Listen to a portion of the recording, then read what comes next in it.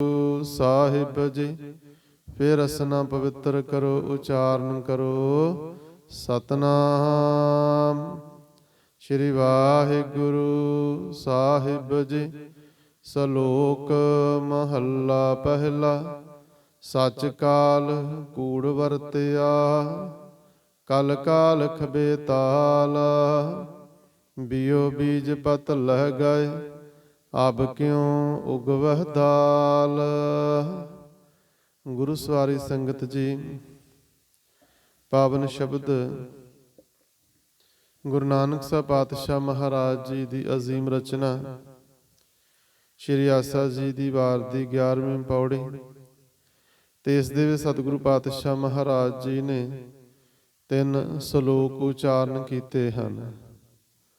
ਬਖਸ਼ਿਸ਼ ਕਰਦੇ ਹਨ ਕਿ ਮਨੁੱਖ ਦਾ ਸੁਭਾਅ ਹੈ, ਤੇ ਜਿਸ ਪ੍ਰਕਾਰ ਦੇ ਮਨੁੱਖਾਂ ਦਾ ਸੁਭਾਅ ਹੋਵੇਗਾ, ਜਾਂ ਇੱਕ ਸੁਭਾਅ ਦੇ ਮਨੁੱਖ ਬਹੁਤ ਸਾਰੇ ਇਕੱਠੇ ਹੋਵਣਗੇ, ਤਾਂ ਉਸੇ ਹੀ ਪ੍ਰਕਾਰ ਦਾ ਫਿਰ ਵਾਤਾਵਰਨ ਹੋ ਜਾਵੇਗਾ। ਜੇਕਰ ਸਾਰੇ ਹੀ ਸੱਚ ਦੇ ਨਾਲ ਸੰਬੰਧਿਤ ਹੋਵਣ, ਹਰੇਕ ਦੇ ਅੰਦਰ ਸੱਚ ਵਸਿਆ ਹੋਵੇ, ਕੰਮਾਂ ਕਾਜਾਂ ਦੇ ਵਿੱਚ ਸੱਚ ਹੋਵੇ, ਜੀਵਨ ਦੇ ਵਿੱਚ ਸੱਚ ਹੋਵੇ, ਜ਼ੁਬਾਨ ਤੇ ਵੀ ਸੱਚ ਹੋਵੇ, ਅੰਦਰ ਹਿਰਦੇ ਦੇ ਵਿੱਚ ਵੀ ਸੱਚ ਹੋਵੇ, ਤੇ ਉਹ ਸਮਾਂ ਬੜਾ ਸੁਚੱਜਾ ਇੱਕ ਅਲੱਗ ਰੂਪ ਦੇ ਵਿੱਚ ਹੋਵੇਗਾ। ਪਰ ਹੌਲੀ ਹੌਲੀ ਸਮੇਂ ਦੇ ਵਿੱਚ ਪਰਿਵਰਤਨ ਹੋਇਆ, ਯੁੱਗਾਂ ਦੇ ਵਿੱਚ ਫਰਕ ਪਿਆ, ਤੇ ਸਮਾਂ ਇਸ ਪ੍ਰਕਾਰ ਦਾ ਆ ਗਿਆ ਕਿ ਹਰ ਪਾਸੇ ਕੂੜ ਦਾ ਹੀ ਬੋਲਬਾਲਾ ਹੈ। ਸਤਿਗੁਰੂ ਜੀ ਸਮਝਾ ਰਹੇ ਹਨ, ਸੱਚ ਕਾਲ, ਕਿ ਮਾਨੋ ਸੱਚ ਦਾ ਤਾਂ ਜਿਵੇਂ ਕਾਲ ਹੀ ਪੈ ਗਿਆ ਹੋਵੇ। ਕਿਤੇ ਵੀ ਸੱਚਾਈ ਦਿਖਾਈ ਨਹੀਂ ਦਿੰਦੀ ਹੈ, ਚਾਹੇ ਉਹ ਨਿੱਜੀ ਜੀਵਨ ਹੋਵੇ, ਪਰਿਵਾਰਕ ਜੀਵਨ ਹੋਵੇ, ਸਮਾਜਿਕ ਜੀਵਨ ਹੋਵੇ, ਰਾਜਨੀਤਿਕ ਜੀਵਨ ਹੋਵੇ, ਤੇ ਇੱਥੋਂ ਤੱਕ ਕਿ ਜਿਹੜਾ ਧਰਮ ਦਾ ਜੀਵਨ ਹੈ ਨਾ, ਧਾਰਮਿਕ ਜੀਵਨ ਹੈ, ਇੱਥੇ ਵੀ ਕੂੜ ਦਾ ਹੀ ਬੋਲਬਾਲਾ ਹੈ। ਸਤਿਗੁਰੂ ਪਾਤਸ਼ਾਹ ਮਹਾਰਾਜ ਜੀ ਨੇ ਸਮਝਾਇਆ ਕਿ ਭਾਈ ਵੇਖੋ, 4 ਚੁਫੇਰੇ ਹਰ ਜਗ੍ਹਾ ਤੇ ਕੂੜ ਹੀ ਕੂੜ ਪ੍ਰਧਾਨ ਹੈ। ਸੱਚ ਕਿਤੇ ਵੀ ਦਿਖਾਈ ਨਹੀਂ ਦਿੰਦਾ।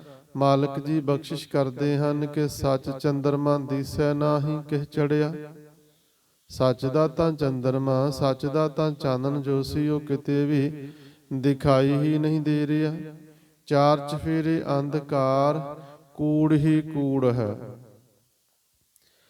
ਸਮਾਜਿਕ ਜੀਵਨ ਦੇ ਵਿੱਚ, ਨਿੱਜੀ ਜੀਵਨ ਦੇ ਵਿੱਚ ਕਿਤੇ ਹੋ ਸਕਦਾ ਕੂੜ ਜਿਹੜਾ ਉਹ ਚੱਲਦਾ ਹੈ ਤੇ ਚੱਲਦਾ ਰਹਿ ਸਕਦਾ ਹੈ। ਰਾਜਨੀਤੀ ਦੇ ਵਿੱਚ ਵੀ ਕੂੜ ਹੋ ਸਕਦਾ, ਪਰ ਜਦੋਂ ਇਹ ਕੂੜ, ਇਹ ਝੂਠ, ਮਾੜੀ ਵਿਚਾਰਧਾਰਾ ਧਾਰਮਿਕ ਜੀਵਨ ਦੇ ਵਿੱਚ ਆ ਜਾਵੇ, ਧਰਮ ਅਸਥਾਨਾਂ ਤੇ ਆ ਜਾਵੇ, ਤਾਂ ਫਿਰ ਉਹ ਕਲਯੁਗ ਹੀ ਹੋਵੇਗਾ। ਕਿਉਂਕਿ ਕੂੜ ਤੋਂ ਕੋਈ ਵੀ ਜਗ੍ਹਾ ਬਚੀ ਨਹੀਂ, ਨਾ ਨਿੱਜੀ ਜੀਵਨ ਬਚਿਆ, ਨਾ ਸਮਾਜਿਕ ਜੀਵਨ ਬਚਿਆ, ਨਾ ਰਾਜਨੀਤਿਕ ਜੀਵਨ ਬਚਿਆ ਇਸ ਕੂੜ ਤੋਂ, ਤੇ ਨਾ ਹੀ ਧਾਰਮਿਕ ਜੀਵਨ ਜਿਹੜਾ ਹੈ ਨਾ, ਉਹ ਹੀ ਬਚ ਸਕਿਆ ਹੈ।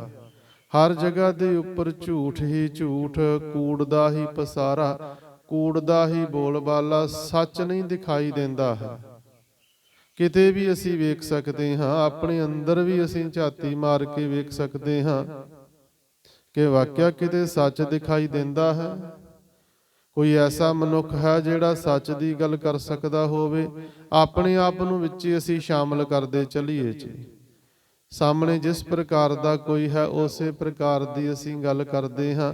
ਝੂਠ ਨੂੰ ਵੀ ਸੱਚ ਦਾ ਹੀ ਪਹਿਰਾਵਾ ਪਹਿਨਾਇਆ ਹੋਇਆ, ਤੇ ਆਖਦੇ ਹਾਂ ਕਿ ਦਰੁਸਤ ਕਾਰਜ ਹੈ, ਚੰਗਾ ਕਾਰਜ। ਬੇਸ਼ੱਕ ਪਤਾ ਵੀ ਹੋਵੇ ਕਿ ਇਹ ਗਲਤ ਹੈ, ਇਹ ਝੂਠ ਹੈ, ਪਰ ਫਿਰ ਵੀ ਸੱਚ ਅਸੀਂ ਨਹੀਂ ਬੋਲ ਪਾਉਂਦੇ ਹਾਂ। ਸਤਿਗੁਰੂ ਜੀ ਸਮਝਾਉਂਦੇ, ਸੱਚ ਕਾਲ, ਸੱਚ ਦਾ ਤਾਂ ਮਾਨੋ ਕਾਲ ਪੈ ਗਿਆ ਹੈ, ਕਿਤੇ ਦਿਖਾਈ ਨਹੀਂ ਦੇ ਰਿਹਾ ਹੈ। ਕਿਸੇ ਵੀ ਜੀਵਨ ਦੇ ਵਿੱਚ ਸੱਚ ਨਹੀਂ ਲੱਭਦਾ ਹੈ।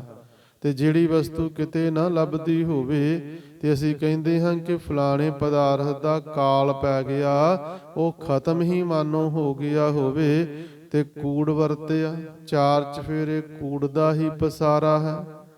ਕੂੜ ਹੀ ਵਰਤਿਆ ਹੋਇਆ, ਭਾਵੇਂ ਉਹ ਪਰਿਵਾਰਕ ਰਿਸ਼ਤੇ ਹੋਵਨ, ਸਮਾਜਿਕ ਰਿਸ਼ਤੇ ਹੋਵਨ, ਉਹਨਾਂ ਦੇ ਵਿੱਚ ਵੀ ਅਸੀਂ ਵੇਖਦੇ ਹਾਂ ਕਿ ਸੱਚ ਨਹੀਂ ਸਗੋਂ ਝੂਠ ਦਾ ਹੀ ਸਹਾਰਾ ਹੈ। ਪਰਿਵਾਰ ਦੇ ਵਿੱਚ ਵੇਖ ਸਕਦੇ ਹਾਂ, ਨਿੱਜੀ ਜੀਵਨ ਦੇ ਵਿੱਚ ਅਸੀਂ ਵੇਖ ਸਕਦੇ ਹਾਂ।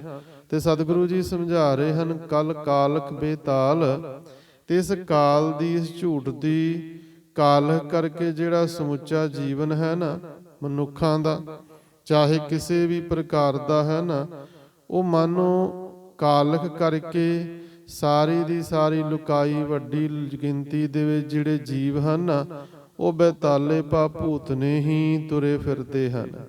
ਇੱਕ ਜੀਵਨ ਹੈ ਜੋ ਤਾਲ ਦੇ ਵਿੱਚ ਹੈ। ਜਿਵੇਂ ਸੰਗੀਤ ਨੂੰ ਅਸੀਂ ਵੇਖ ਸਕਦੇ ਨਾ ਕਿ ਸੰਗੀਤ ਸੁਰ ਤੇ ਤਾਲ ਦੇ ਵਿੱਚ ਹੋਵੇਗਾ, ਤੇ ਜੇਕਰ ਤਾਲ ਤੋਂ ਬਿਨਾਂ ਹੈ ਨਾ ਸੰਗੀਤ, ਤੇ ਉੱਥੇ ਫਿਰ ਉਸ ਸੰਗੀਤ ਦਾ ਆਨੰਦ ਵੀ ਕੋਈ ਨਹੀਂ ਹੋਵੇਗਾ। ਤੇ ਜੀਵਨ ਵੀ ਜੇਕਰ ਇੱਕ ਲੈ ਦੇ ਵਿੱਚ ਹੈ, ਇੱਕ ਤਾਲ ਦੇ ਵਿੱਚ ਹੈ, ਤਾਂ ਉਹ ਜੀਵਨ ਬੜਾ ਸੁਚੱਜਾ। ਤੇ ਜੇਕਰ ਜੀਵਨ ਤਾਲ ਤੋਂ, ਇੱਕ ਰਿਦਮ ਤੋਂ ਪਰੇ ਹੈ ਨਾ, ਤੇ ਉਹ ਬੇਤਾਲਾ ਜੀਵਨ ਹੈ। ਤੇ ਬੇਤਾਲਾ ਜੀਵਨ ਵਾਲਾ ਮਨੁੱਖ, ਉਸ ਨੂੰ ਬੇਤਾਲ, ਉਸ ਨੂੰ ਭੂਤਨਾ ਕਿਹਾ ਜਾਂਦਾ, ਕਿਉਂਕਿ ਚਿਹਰਾ ਸੁਚੱਜਾ ਨਹੀਂ ਨਾ, ਚਿਹਰੇ ਦੇ ਉੱਪਰ ਕੂੜ ਦੀ ਬੜੀ ਕਾਲਖ ਲੱਗੀ ਹੋਈ ਹੈ। ਸੱਚ ਕਾਲ ਕੂੜ ਵਰਤਿਆ, ਕਲ ਕਾਲਖ ਬੇਤਾਲ। ਸੱਚ ਦਾ ਕਾਲ ਪੈ ਚੁੱਕਾ ਹੈ, ਸੱਚ ਦਾ ਮਾਨੋ ਕਾਲ ਪੈ ਗਿਆ, ਕੂੜ ਦਾ ਹੀ ਚਾਰ ਚਫੇਰੇ ਵਰਤਾਰਾ ਹੈ। ਤੇ ਸਤਿਗੁਰੂ ਪਾਤਸ਼ਾਹ ਮਹਾਰਾਜ ਜੀ ਸਮਝਾਉਂਦੇ ਹਨ ਕਿ ਜਿਤਨੇ ਵੀ ਜੀਵ ਹਨ ਉਹ ਮਾਲਕ ਤੋਂ ਵਿਛੜੇ ਹੋਏ ਹਨ, ਸਿਮਰਨ ਤੋਂ ਦੂਰ, ਤਾਂ ਜੀਵ ਮਾਨੋ ਸਾਰੇ ਦੇ ਸਾਰੇ ਭੂਤਨੇ ਹੀ ਬਣੇ ਹਨ। ਸੱਚ ਬੇਸ਼ੱਕ ਵੇਖ ਲਿਆ ਜਾਵੇ, ਕੂੜ ਬਾਰੇ ਵੀ ਵੇਖ ਲਿਆ ਜਾਵੇ, ਕਿਸੇ ਵੱਲ ਨਾ ਵੇਖੀਏ ਅਸੀਂ, ਆਪਣੇ ਨਿੱਜੀ ਜੀਵਨ ਵੱਲ ਵੇਖੀਏ ਕਿ ਕੀ ਵਾਕਿਆ ਅਸੀਂ ਪਰਿਵਾਰ ਪ੍ਰਤੀ, ਆਪਣੇ ਪਰਿਵਾਰ ਦੇ ਜੀਆਂ ਪ੍ਰਤੀ ਸਚਿਆਰ ਹਾਂ, ਸੱਚੇ ਹਾਂ, ਕਿ ਜਾਂ ਝੂਠੇ ਕੂੜੇ ਹੀ ਹਾਂ। ਸਤਿਗੁਰੂ ਪਾਤਸ਼ਾਹ ਮਹਾਰਾਜ ਜੀ ਸਮਝਾਉਂਦੇ, ਸੱਚ ਕਾਲ ਕੂੜ ਵਰਤਿਆ, ਕਲ ਕਾਲਖ ਬੇਤਾਲ, ਬੀਓ ਬੀਜ ਪਤ ਲੈ ਗਏ, ਅਬ ਕਿਉ ਉਗਵੈ ਦਾਲ। ਜਿਨ੍ਹਾਂ ਨੇ ਤਾਂ ਸੁਚੱਜਾ ਬੀਜ ਬੀਜਿਆ, ਭਾਵ ਨਾਮ ਦਾ ਬੀਜ ਬੀਜਿਆ ਹਿਰਦੇ ਦੇ ਵਿੱਚ, ਉਹ ਤਾਂ ਭਾਈ ਲਾਹਾ ਖੱਟ ਕੇ ਪਹੁੰਚੇ ਹਨ ਪ੍ਰਮਾਤਮਾ ਦੇ ਦਰ ਤੇ। ਉਹਨਾਂ ਨੇ ਤਾਂ ਸੋਭਾ ਪ੍ਰਾਪਤ ਕੀਤੀ, ਪਤ ਲੈ ਕਰ ਗਏ ਹਨ। ਬੀਓ ਬੀਜ ਪਤ, ਭਾਵ ਪਤ ਤੋਂ ਇੱਜ਼ਤ ਹੈ, ਇੱਜ਼ਤ ਪ੍ਰਾਪਤ ਕਰਦੇ ਹਨ, ਚਾਹੇ ਲੋਕ ਹੋਵੇ ਪਰਲੋਕ ਹੋਵੇ, ਪਤ ਸਹਿਤ ਗਏ ਹਨ। ਪਰ ਜਿਨ੍ਹਾਂ ਦਾ ਮਨ ਤੋਂ ਫਾੜ ਹੋਇਆ ਪਿਆ ਹੈ, ਜੀਵਨ ਦੁਬਿਧਾ ਦੇ ਵਿੱਚ ਹੈ, ਉਹ ਕਦੇ ਨਹੀਂ ਉੱਗੇਗਾ। ਬੀਜ ਬੀਜਿਆ ਜਾਵੇ, ਬੀਜ ਦਾ ਇੱਕ ਹੋਣਾ ਜ਼ਰੂਰੀ ਹੈ, ਤੇ ਜੇਕਰ ਉਸ ਬੀਜ ਨੂੰ ਦੋ ਫਾੜ ਕਰ ਦਿੱਤਾ ਜਾਵੇ ਤੇ ਉਹ ਦਾਲ ਹੋ ਜਾਵੇਗੀ। ਤੇ ਦਾਲ ਰਿੱਝ ਸਕਦੀ ਹੈ, ਬਣ ਸਕਦੀ ਹੈ ਭੋਜਨ ਦੇ ਰੂਪ ਦੇ ਵਿੱਚ, ਪਰ ਦਾਲ ਉੱਗ ਨਹੀਂ ਸਕਦੀ ਹੈ ਜਿਹੜੀ ਦੋ ਫਾੜ ਹੋ ਚੁੱਕੀ ਹੈ। ਹੋਰ ਉਸ ਨੂੰ ਵਧੇਰੇ ਪੀਆ ਜਾਏ ਤੇ ਉਹ ਦਲੀਆ ਬਣ ਜਾਵੇਗਾ, ਹੋਰ ਵਧੇਰੇ ਪੀਸਿਆ ਜਾਵੇ ਤੇ ਉਹ ਆਟਾ ਬਣ ਜਾਵੇਗਾ, ਪਰ ਉਹ ਉੱਗ ਨਹੀਂ ਸਕਦਾ ਹੈ। ਤੇ ਜੇਕਰ ਮਨ ਇਸ ਪ੍ਰਕਾਰ ਦਾ ਦੁਬਿਧਾ ਦੇ ਵਿੱਚ ਦੋ ਫਾੜ ਹੋਇਆ ਪਿਆ, ਇੱਕ ਆਖਦਾ ਅੰਮ੍ਰਿਤ ਵੇਲੇ ਜਾਗਿਆ ਜਾਵੇ, ਇੱਕ ਆਖਦਾ ਨਹੀਂ ਉੱਠਿਆ ਜਾਵੇ, ਇੱਕ ਆਖਦਾ ਬਾਣੀ ਪੜ੍ਹੀ ਜਾਵੇ, ਇੱਕ ਮਨ ਆਖਦਾ ਨਾ ਪੜ੍ਹੀ ਜਾਵੇ, ਇੱਕ ਆਖਦਾ ਚਲੋ ਕੋਈ ਚੰਗਾ ਕਾਰਜ ਕਰੀਏ, ਦੂਸਰਾ ਆਖਦਾ ਕੋਈ ਲੋੜ ਨਹੀਂ ਚੰਗੇ ਕਾਰਜਾਂ ਦੀ। ਮਨ ਦੋ ਫਾੜ ਹੈ, ਦੋ ਹਿੱਸਿਆਂ ਦੇ ਵਿੱਚ ਵੰਡਿਆ ਹੋਇਆ, ਤਾਂ ਉੱਥੇ ਬੀਜ ਕਿਵੇਂ, ਉਹ ਫਿਰ ਬੀਜ ਦੇ ਰੂਪ ਦੇ ਵਿੱਚ ਕਿਵੇਂ ਉੱਗੇਗਾ। ਸਤਿਗੁਰੂ ਪਾਤਸ਼ਾਹ ਮਹਾਰਾਜ ਜੀ ਸਮਝਾ ਰਹੇ, ਬੀਓ ਬੀਜ ਪਤ ਲੈ ਗਏ, ਅਬ ਕਿਉਂ ਉਗਵੈ ਦਾਲ। ਤੇ ਦਾਲ ਦੇ ਵਾਂਗੂ, ਕਿਉਂਕਿ ਦੋ ਫਾੜ ਹੋ ਗਿਆ ਨਾ, ਤੇ ਹੁਣ ਫੁੱਟਣੋਂ ਅੰਕੁਰ ਰਹਿ ਗਿਆ ਹੈ, ਨਾਮ ਦਾ ਬੀਜ ਅੰਦਰ ਨਹੀਂ ਉੱਗੇਗਾ, ਕਿਉਂਕਿ ਮਨ ਦੋ ਫਾੜ ਹੈ, ਦੁਚਿੱਤੀਪਨ ਦੇ ਵਿੱਚ ਹੈ, ਤੇ ਜੀਵਾਂ ਦਾ ਮਨ ਫਿਰ ਨਾਮ ਦੇ ਵਿੱਚ ਕਦੇ ਵੀ ਨਹੀਂ ਜੁੜਦਾ ਜੀ। ਸਤਿਗੁਰੂ ਜੀ ਨੇ ਸਮਝਾਇਆ ਕਿ ਭਾਈ ਇਸ ਵਾਸਤੇ, ਨਾਮ ਦਾ ਬੀਜ ਬੀਜਣ ਵਾਸਤੇ ਮਨ ਦਾ ਇੱਕ ਹੋਣਾ ਅਤਿਅੰਤ ਜ਼ਰੂਰੀ। ਮਾਲਕ ਜੀ ਸਮਝਾ ਰਹੇ ਹਨ, ਜੇ ਇੱਕ ਹੋਏ ਤਾਂ ਉਗਵੈ। ਜੇ ਉਹ ਬੀਜ ਜੁੜੇ ਹੋਵਨ ਤੇ ਇੱਕ ਹੋਵਨ, ਮਨ ਇਕਾਗਰ ਹੋਵੇ, ਦੁਬਿਧਾ ਦੇ ਵਿੱਚ ਵੰਡਿਆ ਨਾ ਹੋਵੇ, ਕਿਸੇ ਵੀ ਰੂਪ ਦੇ ਵਿੱਚ ਦੋ ਫਾੜ ਨਾ ਹੋਵੇ, ਮਨ ਇੱਕ ਹੋਵੇ, ਇਕਾਗਰ ਹੋਵੇ, ਟਿਕਿਆ ਹੋਵੇ, ਤਾਂ ਫਿਰ ਉੱਗੇਗਾ। ਤੇ ਇਸ ਵਾਸਤੇ ਇੱਕ ਹੋਰ ਵੀ ਕਾਰਜ ਚਾਹੀਦਾ ਜੀ।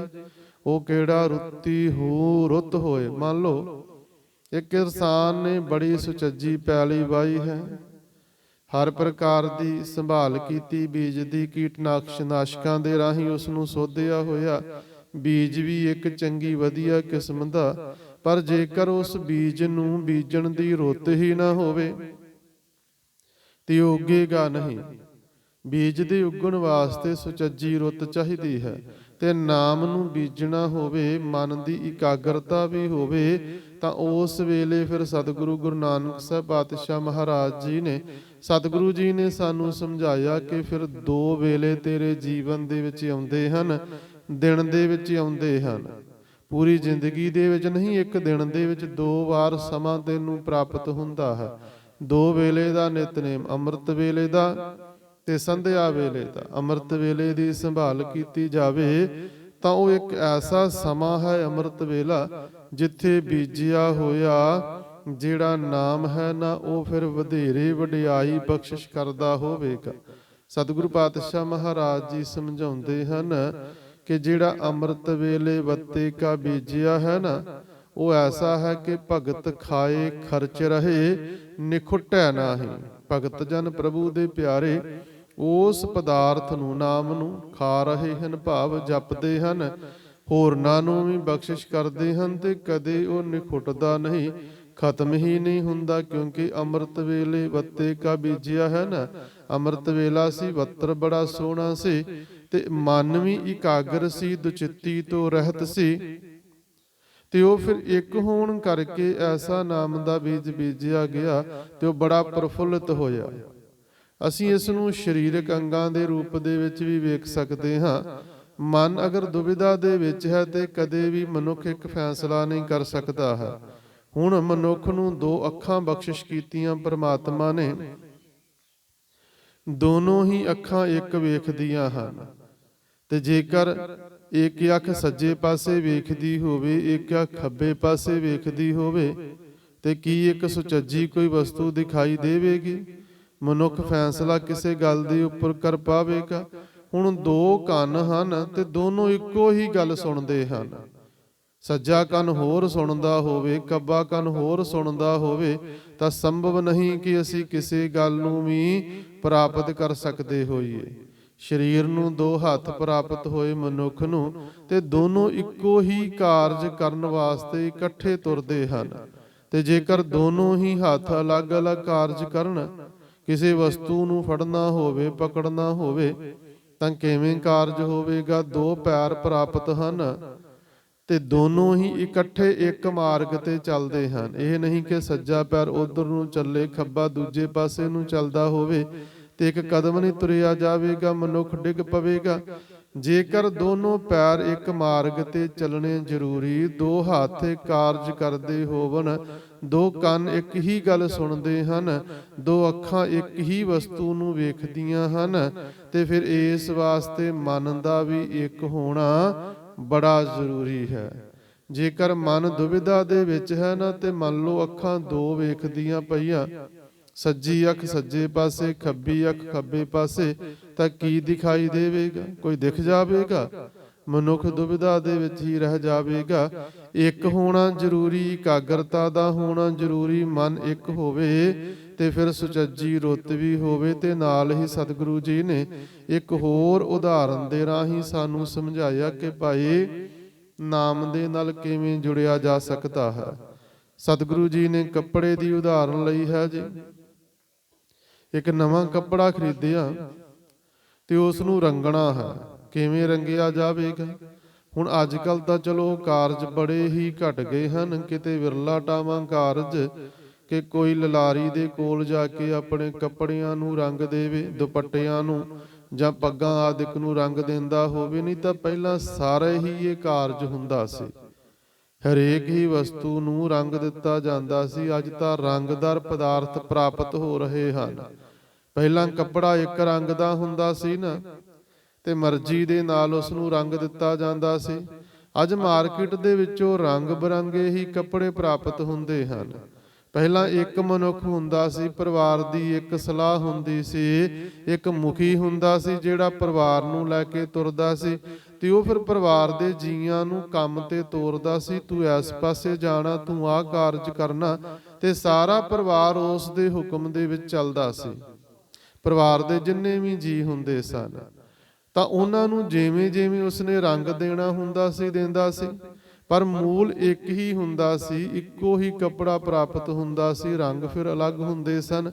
ਹੁਣ ਬਾਜ਼ਾਰ ਦੇ ਵਿੱਚੋਂ ਰੰਗ ਅਲੱਗ-ਅਲੱਗ ਮਿਲਦੇ ਤੇ ਉਸੇ ਹੀ ਪ੍ਰਕਾਰ ਪਰਿਵਾਰ ਦੇ ਜੀਆਂ ਦੇ ਵੀ ਰੰਗ ਅਲੱਗ-ਅਲੱਗ ਘਰ ਤੋਂ ਬਾਹਰ ਹੀ ਪ੍ਰਾਪਤ ਹੋ ਜਾਂਦੇ। ਤੇ ਹੁਣ ਇਕਾਗਰਤਾ ਪਰਿਵਾਰ ਦੀ ਨਹੀਂ ਰਹਿ ਗਈ, ਕੋਈ ਸੱਜੇ ਪਾਸੇ ਨੂੰ ਤੁਰਦਾ, ਕੋਈ ਖੱਬੇ ਪਾਸੇ ਨੂੰ, ਕੋਈ ਚੜ੍ਹਦੇ ਨੂੰ ਜਾਂਦਾ ਤੇ ਕੋਈ ਲਹਿੰਦੇ ਨੂੰ ਜਾਂਦਾ ਹੈ। ਇੱਕ ਸੁਰ ਪਰਿਵਾਰ ਦੀ ਨਹੀਂ ਨਾ ਰਹਿ ਗਈ, ਕਿਉਂਕਿ ਬੇਸ ਜਿਹੜਾ ਆਧਾਰ ਸੀ ਕੱਪੜੇ ਵਾਂਗੂ ਉਹ ਹੌਲੀ ਹੌਲੀ ਕਰਕੇ ਸਾਡੇ ਪਰਿਵਾਰਾਂ ਚੋਂ ਖਤਮ ਹੋਇਆ। ਖੈਰ ਅਲੱਗ ਵਿਸ਼ੇ ਜੀ। ਕੱਪੜੇ ਨੂੰ ਰੰਗ ਦੇਣਾ ਹੋਵੇ ਤੇ ਸਭ ਤੋਂ ਪਹਿਲਾਂ ਜਿਹੜਾ ਉਹ ਕੱਪੜਾ, ਉਸਦਾ ਕੋਰਾਪਨ ਜਿਹੜਾ ਨਾ ਉਹ ਖਤਮ ਕੀਤਾ ਜਾਂਦਾ ਸੀ, ਕਿਉਂਕਿ ਕੱਪੜਾ ਬੜਾ ਖਰਵੜਾ ਜਿਹਾ ਹੁੰਦਾ ਸੀ। ਉਸ ਕੱਪੜੇ ਨੂੰ ਫੜਕੜੀ ਆਦਿਕ ਦੇ ਵਿੱਚ ਭਿਓਇਆ ਜਾਂਦਾ ਸੀ। ਉਸ ਦਾ ਖਰਵੜਾਪਨ ਜਿਹੜਾ ਸੀ, ਕੋਰਾਪਨ ਸੀ, ਉਹ ਖਤਮ ਕਰਨ ਵਾਸਤੇ ਫੜਕੜੀ ਦੇ ਪਾਣੀ ਦੇ ਵਿੱਚੋਂ ਭਿਉਂ ਕੇ ਤੇ ਉਪਰੰਤ ਉਸ ਨੂੰ ਭੱਠੀ ਦੇ ਉੱਪਰ ਰੱਖੇ ਹੋਏ ਬਰਤਨ ਦੇ ਵਿੱਚ ਪਾ ਕੇ ਰੰਗ ਦਿੱਤਾ ਜਾਂਦਾ ਸੀ। ਪਹਿਲਾਂ ਉਸ ਨੂੰ ਕੋਰੇਪਨ ਨੂੰ ਖਤਮ ਕਰਨਾ ਹੈ, ਉਸ ਦੇ ਨੂੰ ਜਿਹੜੀ ਵਿੱਚੋਂ ਅਲੱਗ ਰੰਗਾਂ ਦੀ ਜਾਂ ਉਸ ਨੂੰ ਤਿਆਰ ਕਰਨ ਵੇਲੇ ਜਿਹੜੀ ਇੱਕ ਸਮੈਲ ਸੀ ਉਹ ਵੀ ਖਤਮ ਕੀਤੀ ਜਾਂਦੀ ਸੀ, ਤੇ ਉਪਰੰਤ ਉਸ ਨੂੰ ਇੱਕ ਨਵੇਂ ਰੰਗ ਦੇ ਵਿੱਚ ਰੰਗਿਆ ਜਾਂਦਾ ਸੀ। ਸਤਿਗੁਰੂ ਪਾਤਸ਼ਾਹ ਮਹਾਰਾਜ ਜੀ ਸਮਝਾਉਂਦੇ ਹਨ ਕਿ ਭਾਈ ਜਿਸ ਪ੍ਰਕਾਰ ਉਹ ਨਵਾਂ ਕੱਪੜਾ ਜਿਹੜਾ ਸੀ, ਜਿਸ ਨੂੰ ਅਜੇ ਕੋਈ ਵੀ ਰੰਗ ਨਹੀਂ ਨਾ, ਤਾਂ ਉਹ ਵਿਕਾਰਾਂ ਦਾ ਭਾਵ ਮੈਲ ਦਾ ਭਰਿਆ ਹੋਇਆ ਹੈ, ਖਰਬੜਾਪਨ ਹੈ। ਇਸੇ ਹੀ ਪ੍ਰਕਾਰ ਮਨ ਜਿਹੜਾ ਨਾ ਅਜੇ ਜਦੋਂ ਨਵਾਂ ਹੈ, ਮਾਲਕ ਦੇ ਚਰਨਾਂ ਤੇ ਨਹੀਂ ਪੁੱਜਿਆ ਹੋਇਆ, ਤੇ ਉਹ ਵੀ ਫਿਰ ਖਰਬੜਾ ਹੈ, ਵਿਕਾਰਾਂ ਦਾ ਭਰਿਆ ਹੋਇਆ ਹੈ। ਤਾਂ ਉਸ ਨੂੰ ਮਾਲਕ ਦੇ ਨਾਮ ਦਾ ਰੰਗ ਦੇਣਾ, ਤਾਂ ਸਤਿਗੁਰੂ ਜੀ ਨੇ ਫਿਰ ਸਮਝਾ ਦਿੱਤਾ, ਨਾਨਕ ਪਾਹੈ ਬਾਹਰਾ ਕੋਰਾ ਰੰਗ ਨਾ ਸੋਏ। ਹੁਣ ਕੋਰੇ ਕੱਪੜੇ ਦੇ ਉੱਪਰ ਰੰਗ ਨਹੀਂ ਚੜ੍ਹੇਗਾ ਕਿਸੇ ਵੀ ਰੂਪ ਦੇ ਵਿੱਚ। ਸਤਿਗੁਰੂ ਪਾਤਸ਼ਾਹ ਮਹਾਰਾਜ ਜੀ ਸਮਝਾ ਰਹੇ ਹਨ ਕਿ ਭਾਈ ਲਾਗ ਨਾ ਵਰਤੀ ਜਾਵੇ, ਭਾਵ ਫਰਕੜੀ ਵਾਲੇ ਪਾਣੀ ਦੇ ਵਿੱਚ ਉਸ ਨੂੰ ਧੋਤਾ ਨਾ ਗਿਆ ਹੋਵੇ, ਤੇ ਕੋਰੇ ਕੱਪੜੇ ਦੇ ਉੱਪਰ ਕਿਸੇ ਪ੍ਰਕਾਰ ਵੀ ਰੰਗ ਨਹੀਂ ਚੜ੍ਹਦਾ ਹੈ, ਕਿਉਂਕਿ ਉਸ ਨੂੰ ਅਜੇ ਪਾਹ ਲੱਗੀ ਹੋਈ, ਮੈਲ ਲੱਗੀ ਹੋਈ ਹੈ ਨਾ, ਉਸ ਨੂੰ ਅਜੇ ਕਈ ਪ੍ਰਕਾਰ ਦੇ ਵਿਕਾਰ ਲੱਗੇ ਹੋਏ ਹਨ। ਪਹਿਲਾਂ ਉਸ ਮਨ ਨੂੰ, ਉਸ ਕੱਪੜੇ ਨੂੰ ਸਾਫ਼ ਕੀਤਾ ਜਾਵੇਗਾ ਫੜਕੜੀ ਦੇ ਪਾਣੀ ਦੇ ਨਾਲ, ਤੇ ਮਨ ਨੂੰ ਸਾਫ਼ ਕੀਤਾ ਜਾਵੇਗਾ ਬਾਣੀ ਦੇ ਨਾਲ। ਤੇ ਸਤਿਗੁਰੂ ਪਾਤਸ਼ਾਹ ਮਹਾਰਾਜ ਜੀ ਫਿਰ ਸਮਝਾਉਂਦੇ, ਭੈ ਵਿੱਚ ਖੁੰਭ ਚੜਾਈ ਐ ਸਰਮ ਪਾਹੁ ਤਨ ਹੋਏ। ਦੋ ਕਾਰਜ ਚਾਹੀਦੇ ਹਨ ਜੀ ਮਨ ਨੂੰ ਰੰਗਣ ਵਾਸਤੇ। ਇੱਕ ਤਾਂ ਮਾਲਕ ਦਾ ਭੈ ਹੋਵੇ ਜੀ, ਤੇ ਨਾਲ ਹੀ ਸਤਿਗੁਰੂ ਪਾਤਸ਼ਾਹ ਮਹਾਰਾਜ ਜੀ ਸਮਝਾਉਂਦੇ ਹਨ ਕਿ ਜਿੱਥੇ ਮਾਲਕ ਦਾ ਭੈ ਬੜਾ ਜ਼ਰੂਰੀ ਹੈ ਨਾ, ਉਥੇ ਨਾਲ ਨਾਲ ਜਿਹੜਾ ਮਾਲਕ ਦੀ ਇੱਕ ਸ਼ਰਮ ਹੈ, ਕਹਿ ਸਕਦੇ ਹਾਂ ਲਾਜ ਹੈ ਨਾ, ਕਿ ਉਸ ਦੇ ਹੁਕਮ ਦੇ ਵਿੱਚ ਅਸਾਂ ਨੇ ਜੀਵਨ ਬਤੀਤ ਕਰਨਾ ਹੈ ਨਾ, ਉਹ ਬੜਾ ਹੀ ਹੋਣਾ ਜ਼ਰੂਰੀ ਹੈ। ਜੇਕਰ ਡਰ ਵੀ ਨਾ ਹੋਵੇ, ਭੈ ਵੀ ਨਾ ਹੋਵੇ, ਤੇ ਨਾ ਹੀ ਕਿਸੇ ਪ੍ਰਕਾਰ ਦਾ ਹੋਰ ਲਾਜ ਹੋਵੇ, ਤੇ ਮਨੁੱਖ ਤਾਂ ਆਪੇ ਤੋਂ ਬਾਹਰ ਹੋਵੇਗਾ। ਘਰ ਦੇ ਵਿੱਚ ਬੱਚਿਆਂ ਨੂੰ ਅਗਰ ਬਜ਼ੁਰਗਾਂ ਦੀ ਲਾਜ ਹੈ ਨਾ, ਜਿਸ ਨੂੰ ਅਸੀਂ ਆਮ ਸ਼ਬਦਾਂ ਦੇ ਵਿੱਚ ਕਹਿ ਸਕਦੇ ਹਾਂ ਕਿ ਅੱਖ ਦੀ ਘੂਰ ਜਾਂ ਅੱਖ ਦੀ ਲਾਜ ਜਾਂ ਅੱਖ ਦੀ ਸ਼ਰਮ, ਜੇਕਰ ਬੱਚਿਆਂ ਨੂੰ ਉਹ ਵੀ ਨਾ ਹੋਵੇ, ਨਾ ਵਡੇਰਿਆਂ ਦਾ ਡਰ ਹੋਵੇ, ਭੈ ਹੋਵੇ, ਤੇ ਉਹ ਜਿਹੜੇ ਬੱਚੇ ਹਨ ਜਾਂ ਪਰਿਵਾਰ ਦੇ ਜੀ ਹਨ, ਉਹ ਆਪ ਹੁਦਰੇ ਹੋਵਣਗੇ। ਤਾਂ ਮਾਲਕ ਦਾ ਭੈ ਵੀ ਹੋਣਾ ਜ਼ਰੂਰੀ, ਤੇ ਮਾਲਕ ਦੇ ਹੁਕਮ ਦੀ ਲਾਜ ਹੋਣੀ ਵੀ ਬੜੀ ਜ਼ਰੂਰੀ। ਸਤਿਗੁਰੂ ਜੀ ਸਮਝਾਉਂਦੇ ਹਨ ਕਿ ਉਸ ਭੈ ਦੇ ਵਿੱਚ ਖੁੰਭ ਦੇ ਰੂਪ ਦੇ ਵਿੱਚ, ਜੋ ਖੁੰਭ ਜੋ ਕੱਪੜਾ ਹੈ ਨਾ, ਜਿਹੜਾ ਬਰਤਨ ਹੈ, ਉਸ ਦੇ ਵਿੱਚ ਇਸ ਰੰਗ ਨੂੰ ਮਾਲਕ ਦੇ ਨਾਮ ਦੇ ਵਿੱਚ ਰੰਗਿਆ ਜਾਵੇ ਮਨ ਨੂੰ। ਤੇ ਨਾਲ ਸਤਿਗੁਰੂ ਪਾਤਸ਼ਾਹ ਮਹਾਰਾਜ ਜੀ ਸਮਝਾਉਂਦੇ ਹਨ ਕਿ ਜਿਹੜੀ ਫਿਰ ਪਾਹਾ ਹੈ ਨਾ, ਉਹ ਉਦਮ ਦੀ ਹੋਵੇ, ਤੇ ਜਿਹੜੀ ਸ਼ਰਮ ਹੈ ਉਹ ਮਿਹਨਤ ਦੀ ਹੋਵੇ, ਤੇ ਉਹ ਸਦਕਾ ਫਿਰ ਪਾ ਦਿੱਤੀ ਜਾਵੇ, ਭਾਵ ਇਸ ਨੂੰ ਰੰਗਿਆ ਜਾ ਸਕਦਾ ਹੈ, ਇਸ ਨੂੰ ਫਿਰ ਮਾਲਕ ਦੇ ਨਾਲ ਜੋੜਿਆ ਜਾ ਸਕਦਾ। ਨਾਨਕ ਭਗਤੀ ਜੇ ਰਪੈ ਕੂੜਾ ਸੋਏ ਨਾ ਕੋਏ। ਸਤਿਗੁਰੂ ਪਾਤਸ਼ਾਹ ਮਹਾਰਾਜ ਜੀ ਸਮਝਾਉਂਦੇ ਹਨ ਇਸ ਤੋਂ ਪਿੱਛੋਂ ਜਦੋਂ ਇਹ ਸਾਰੇ ਕਾਰਜ ਕਰ ਦਿੱਤੇ ਜਾਵਨ ਤਾਂ ਇਸ ਮਨ ਨੂੰ ਰੱਬ ਦੀ ਭਗਤੀ ਦੇ ਵਿੱਚ ਰੰਗਿਆ ਜਾਵੇ ਤਾਂ ਕਿਸੇ ਪ੍ਰਕਾਰ ਕੋਈ ਵੀ ਵਿਕਾਰ ਜਿਹੜਾ ਨਾ ਇਸ ਨੂੰ ਛੂਹ ਨਹੀਂ ਸਕਦਾ ਹੈ, ਕਿਉਂਕਿ ਪੱਕਾ ਰੰਗ ਚੜ ਗਿਆ, ਮਜੀਠ ਰੰਗ ਚੜ ਗਿਆ, ਤੇ ਕਿਸੇ ਪ੍ਰਕਾਰ ਦਾ ਵੀ ਕੂੜ ਆਦਿਕ, ਛਲ ਆਦਿਕ ਇਸ ਮਨ ਨੂੰ ਫੇਰ ਡੁਲਾ ਨਹੀਂ ਸਕਦੀ ਹੈ। ਕਿਸੇ ਪ੍ਰਕਾਰ ਇਹ ਰੰਗ ਉਤਰਦਾ ਨਹੀਂ ਹੈ। ਇੱਕ ਹੈ ਜੀ ਕੁਸੰਬੇ ਦਾ ਰੰਗ, ਕੱਚਾ ਰੰਗ, ਜਿਹੜਾ ਧੁੱਪ ਲੱਗਿਆਂ ਉੱਡ ਵੀ ਜਾਵੇਗਾ, ਚਾਰ ਛਿੱਟਾਂ ਪਈਆਂ ਜਾਂ ਪਹਿਲਾ ਮੀਂਹ ਪਿਆ ਜਾਂ ਪਹਿਲਾ ਧੁੱਪ ਆਇਆ ਤੇ ਉਹ ਰੰਗ ਨਿਕਲ ਗਿਆ ਜੀ। ਤੇ ਇੱਕ ਹੈ ਮਜੀਠ ਰੰਗ, ਪੱਕਾ ਰੰਗ, ਜਿਹੜਾ ਅਨੇਕਾਂ ਧੁੱਪਾਂ ਨੂੰ ਵੀ ਸਹਿੰਦਾ ਹੈ, ਅਨੇਕਾਂ ਵਾਰ ਧੋਣ ਨੂੰ ਵੀ ਸਹਿਣਾ ਕਰਦਾ ਹੈ, ਪਰ ਕਿਸੇ ਪ੍ਰਕਾਰ ਉਹ ਰੰਗ ਘਟਦਾ ਨਹੀਂ ਹੈ। ਕੱਚਾ ਰੰਗ ਹੈ, ਕਿਤੋਂ ਲਾਲਚ ਪ੍ਰਾਪਤ ਹੋ ਗਿਆ, ਕਿਤੋਂ ਡਰ ਪ੍ਰਾਪਤ ਹੋ ਗਿਆ ਤੇ ਧਰਮ ਛੱਡ ਦਿੱਤਾ। ਕੋਈ ਔਕੜ ਆ ਗਈ ਜੀਵਨ ਦੇ ਵਿੱਚ, ਮੁਸ਼ਕਲ ਆ ਗਈ ਤੇ ਆਖਿਆ ਧਰਮ ਛੱਡ ਕੇ ਦੂਜੇ ਧਰਮ ਦੇ ਵਿੱਚ ਚਲੇ ਜਾਂਦੇ ਹਾਂ, ਜਿਵੇਂ ਅਜੋਕੇ ਸਮੇਂ ਦੇ ਵਿੱਚ ਹੋ ਰਿਹਾ ਨਾ ਸਾਡੇ ਲੋਕਾਂ ਦੇ ਵਿੱਚ ਆਮ ਹੀ, ਕਿ ਥੋੜਾ ਜਿਹਾ ਲਾਲਚ ਪ੍ਰਾਪਤ ਕਿ ਸਾਡੇ ਬੱਚਿਆਂ ਨੂੰ ਸਿੱਖਿਆ ਫ੍ਰੀ ਪ੍ਰਾਪਤ ਹੋ ਜਾਵੇ, ਸਾਡੀ ਸਿਹਤ ਦੀ ਸੰਬੰਧੀ ਸੰਭਾਲ ਹੋਵੇ, ਇਲਾਜ ਫ੍ਰੀ ਹੋ ਜਾਵੇ, ਤੇ ਅਸੀਂ ਧਰਮ ਛੱਡਦੇ ਪਏ ਹਾਂ। ਅਸੀਂ ਦੂਸਰਿਆਂ ਦੀ ਸਿਫਤ ਕਰਦੇ ਹਾਂ ਕਿ ਵੇਖੋ ਫਲਾਣੇ ਜੋ ਹਨ ਉਹ ਬੱਚਿਆਂ ਨੂੰ ਸੁਚੱਜੀ ਸਿੱਖਿਆ ਫ੍ਰੀ ਦੇ ਰਹੇ ਹਨ, ਫਲਾਣੇ ਧਰਮ ਵਾਲੇ ਜਿਹੜੇ ਹਨ ਉਹ ਸਿਹਤ ਵਾਸਤੇ ਵੀ ਸਾਰੀਆਂ ਸਹੂਲਤਾਂ ਫ੍ਰੀ ਦੇ ਰਹੇ ਹਨ। ਤਾਂ ਉਹ ਕੱਚੇ ਰੰਗ ਹਨ ਤੇ ਦਵਾ ਦਾ ਬੜੀ ਜਲਦੀ ਦੇ ਨਾਲ ਉੱਡ ਜਾਂਦੇ ਹਨ, ਲੱਥ ਜਾਂਦੇ ਹਨ। ਇਹ ਕਿਤੇ ਨਹੀਂ ਸੀ ਲਿਖਿਆ ਸਿੱਖ ਧਰਮ ਦੇ ਨਿਯਮਾਂ ਦੇ ਵਿੱਚ ਕਿ ਭਾਈ ਤੁਸੀਂ ਸਿੱਖੀ ਦੇ ਵਿੱਚ ਆ ਰਹੇ ਹੋ ਤੇ ਤੁਹਾਨੂੰ ਕੋਈ ਸਹੂਲਤਾਂ ਪ੍ਰਾਪਤ ਹੋਵਣਗੀਆਂ। ਸਤਿਗੁਰੂ ਜੀ ਨੇ ਸਮਝਾਇਆ ਸੀ ਕਿ ਭਾਈ ਇਹ ਤਾਂ ਮਾਰਗ ਇਸ ਪ੍ਰਕਾਰ ਦਾ ਕਿ ਪਹਿਲਾ ਮਰਨ ਕਬੂਲ, ਜੀਵਨ ਕੀ ਛੱਡ ਆਸ। ਇੱਥੇ ਤਾਂ ਹੰਕਾਰ ਨੂੰ ਮਾਰ ਕੇ ਆਉਣਾ ਪਵੇਗਾ, ਆਪਣਾ ਵਜੂਦ ਖਤਮ ਕਰਕੇ ਆਉਣਾ ਪਵੇਗਾ। ਸ਼ਰਤ ਵੀ ਪਹਿਲੀ ਇਹੋ ਸੀ ਕਿ ਜੋ ਤੋ ਪ੍ਰੇਮ ਖੇਲਣ ਕਾ ਚਾਓ, ਸਿਰ ਤਰ ਤਲੀ ਗਲੀ ਮੇਰੀ ਆਓ, ਇਤ ਮਾਰਗ ਪੈਰ ਧਰੀਜੈ, ਸਿਰ ਦੀਜੈ ਕਾਣ ਨਾ ਕੀਜੈ। ਕਿਤੇ ਇਹ ਥੋੜਾ ਆਖਿਆ ਸੀ ਕਲਗੀਧਰ ਪਾਤਸ਼ਾਹ ਮਹਾਰਾਜ ਜੀ ਨੇ ਕੇਸਗੜ੍ਹ ਸਾਹਿਬ ਜੀ ਦੇ ਪਾਵਨ ਸਥਾਨ ਤੇ ਖਲੋ ਕਰ ਕਿ ਭਾਈ ਜਿਹੜਾ ਅੰਮ੍ਰਿਤ ਛਕੇਗਾ ਉਸ ਦੇ ਬੱਚਿਆਂ ਨੂੰ ਫ੍ਰੀ ਪੜ੍ਹਾਇਆ ਜਾਵੇਗਾ, ਜਿਹੜਾ ਅੰਮ੍ਰਿਤ ਦਾ ਛਕ ਲਵੇਗਾ ਉਸ ਦੇ ਪਰਿਵਾਰ ਦਾ ਇਲਾਜ ਫ੍ਰੀ ਕੀਤਾ ਜਾਵੇਗਾ। ਲਾਲਚ ਨਹੀਂ ਸੀ, ਤੇ ਜਦੋਂ ਲਾਲਚ ਕਰਕੇ ਅਸੀਂ ਕੋਈ ਧਰਮ ਅਪਣਾਉਂਦੇ ਹਾਂ ਤੇ ਉਹ ਧਰਮੀਆਂ ਦਾ ਇਕੱਠ ਨਹੀਂ ਹੋਵੇਗਾ, ਉਹ ਲਾਲਚੀ ਮਨੁੱਖਾਂ ਦਾ ਇਕੱਠ ਹੋਵੇਗਾ। ਅੱਜ ਇੱਕ ਜਗ੍ਹਾ ਤੋਂ ਕੋਈ ਸਹੂਲਤ ਪ੍ਰਾਪਤ ਹੋਈ, ਮਨੁੱਖ ਉਧਰ ਚਲਿਆ ਗਿਆ, ਕੱਲ ਨੂੰ ਦੂਸਰਿਆਂ ਨੇ ਕੋਈ ਹੋਰ ਆਕਰ ਵੱਡਾ ਲਾਲਚ ਦਿੱਤਾ ਤੇ ਉਹ ਸਾਰੇ ਲਾਲਚੀ ਮਨੁੱਖ ਉਹ ਛੱਡ ਕੇ ਦੂਜੇ ਪਾਸੇ ਤੁਰ ਪੈਣਗੇ। ਧਰਮ ਦਾ ਰੰਗ ਤਾਂ ਸੱਚਾ ਰੰਗ, ਜਿਹੜਾ ਚਰਖੀਆਂ ਤੇ ਚੜੀਆਂ ਵੀ ਨਹੀਂ ਉਤਰਦਾ। ਬੰਦ ਬੰਦ ਕਟਾਉਂਦਿਆਂ ਹੋਇਆਂ, ਖੋਪਰੀ ਉਤਰਾਉਂਦਿਆਂ ਹੋਇਆਂ ਬਾਬਾ ਅਜੈ ਸਿੰਘ ਦਾ ਆਪਣੀ ਗੋਦੀ ਦੇ ਵਿੱਚ ਸ਼ਹਾਦਤ ਪ੍ਰਾਪਤ ਕਰਦਿਆਂ ਹੋਇਆਂ ਵੀ ਉਹ ਰੰਗ ਨਹੀਂ ਉਤਰਦਾ। ਪਿਤਾ ਦੇ ਸਨਮੁਖ ਬਾਬਾ ਬੰਦਾ ਸਿੰਘ ਦੇ ਬਹਾਦਰ ਜੀ ਦੇ ਸਨਮੁਖ ਉਹਨਾਂ ਦੇ 4 ਸਾਲ ਦੇ ਪੁੱਤਰ ਨੂੰ ਸ਼ਹੀਦ ਕੀਤਾ ਜਾ ਰਿਹਾ, ਕਲੇਜਾ ਬਾਹਰ ਕੱਢਿਆ ਜਾ ਰਿਹਾ, ਉਹ ਰੰਗ ਨਹੀਂ ਉਤਰਦਾ ਹੈ। ਭਾਵੇਂ ਕੋਈ ਵੀ ਜੀਵਨ ਦੇ ਵਿੱਚ ਸਮਾਂ ਆ ਜਾਵੇ, ਪੱਕਾ ਚੜਿਆ ਹੋਇਆ ਮਾਲਕ ਦੇ ਨਾਮ ਦਾ ਰੰਗ ਉਹ ਉਤਰ ਹੀ ਨਹੀਂ ਸਕਦਾ ਤੇ ਕੱਚਾ ਰੰਗ ਤਾਂ ਉੱਡ ਜਾਵੇਗਾ ਥੋੜੇ ਜਿਹੇ ਲਾਲਚ ਪਿੱਛੇ ਹੀ। ਸਤਿਗੁਰੂ ਜੀ ਸਮਝਾਉਂਦੇ ਹਨ ਕਿ ਜਦੋਂ ਮਾਲਕ ਦੀ ਕਿਰਪਾ ਹੁੰਦੀ ਤੇ ਜਦੋਂ ਮਾਲਕ ਦੀ ਕਿਰਪਾ ਸਦਕਾ ਨਾਮ ਦੇ ਰੰਗ ਦੇ ਵਿੱਚ, ਭਗਤੀ ਦੇ ਰੰਗ ਦੇ ਵਿੱਚ ਰੰਗਿਆ ਜਾਂਦਾ ਮਨੁੱਖ ਦਾ ਮਨ, ਤਾਂ ਕੋਈ ਵੀ ਵਿਕਾਰ ਫਿਰ ਆਕਰ ਛੂਹ ਨਹੀਂ ਸਕਦਾ ਹੈ।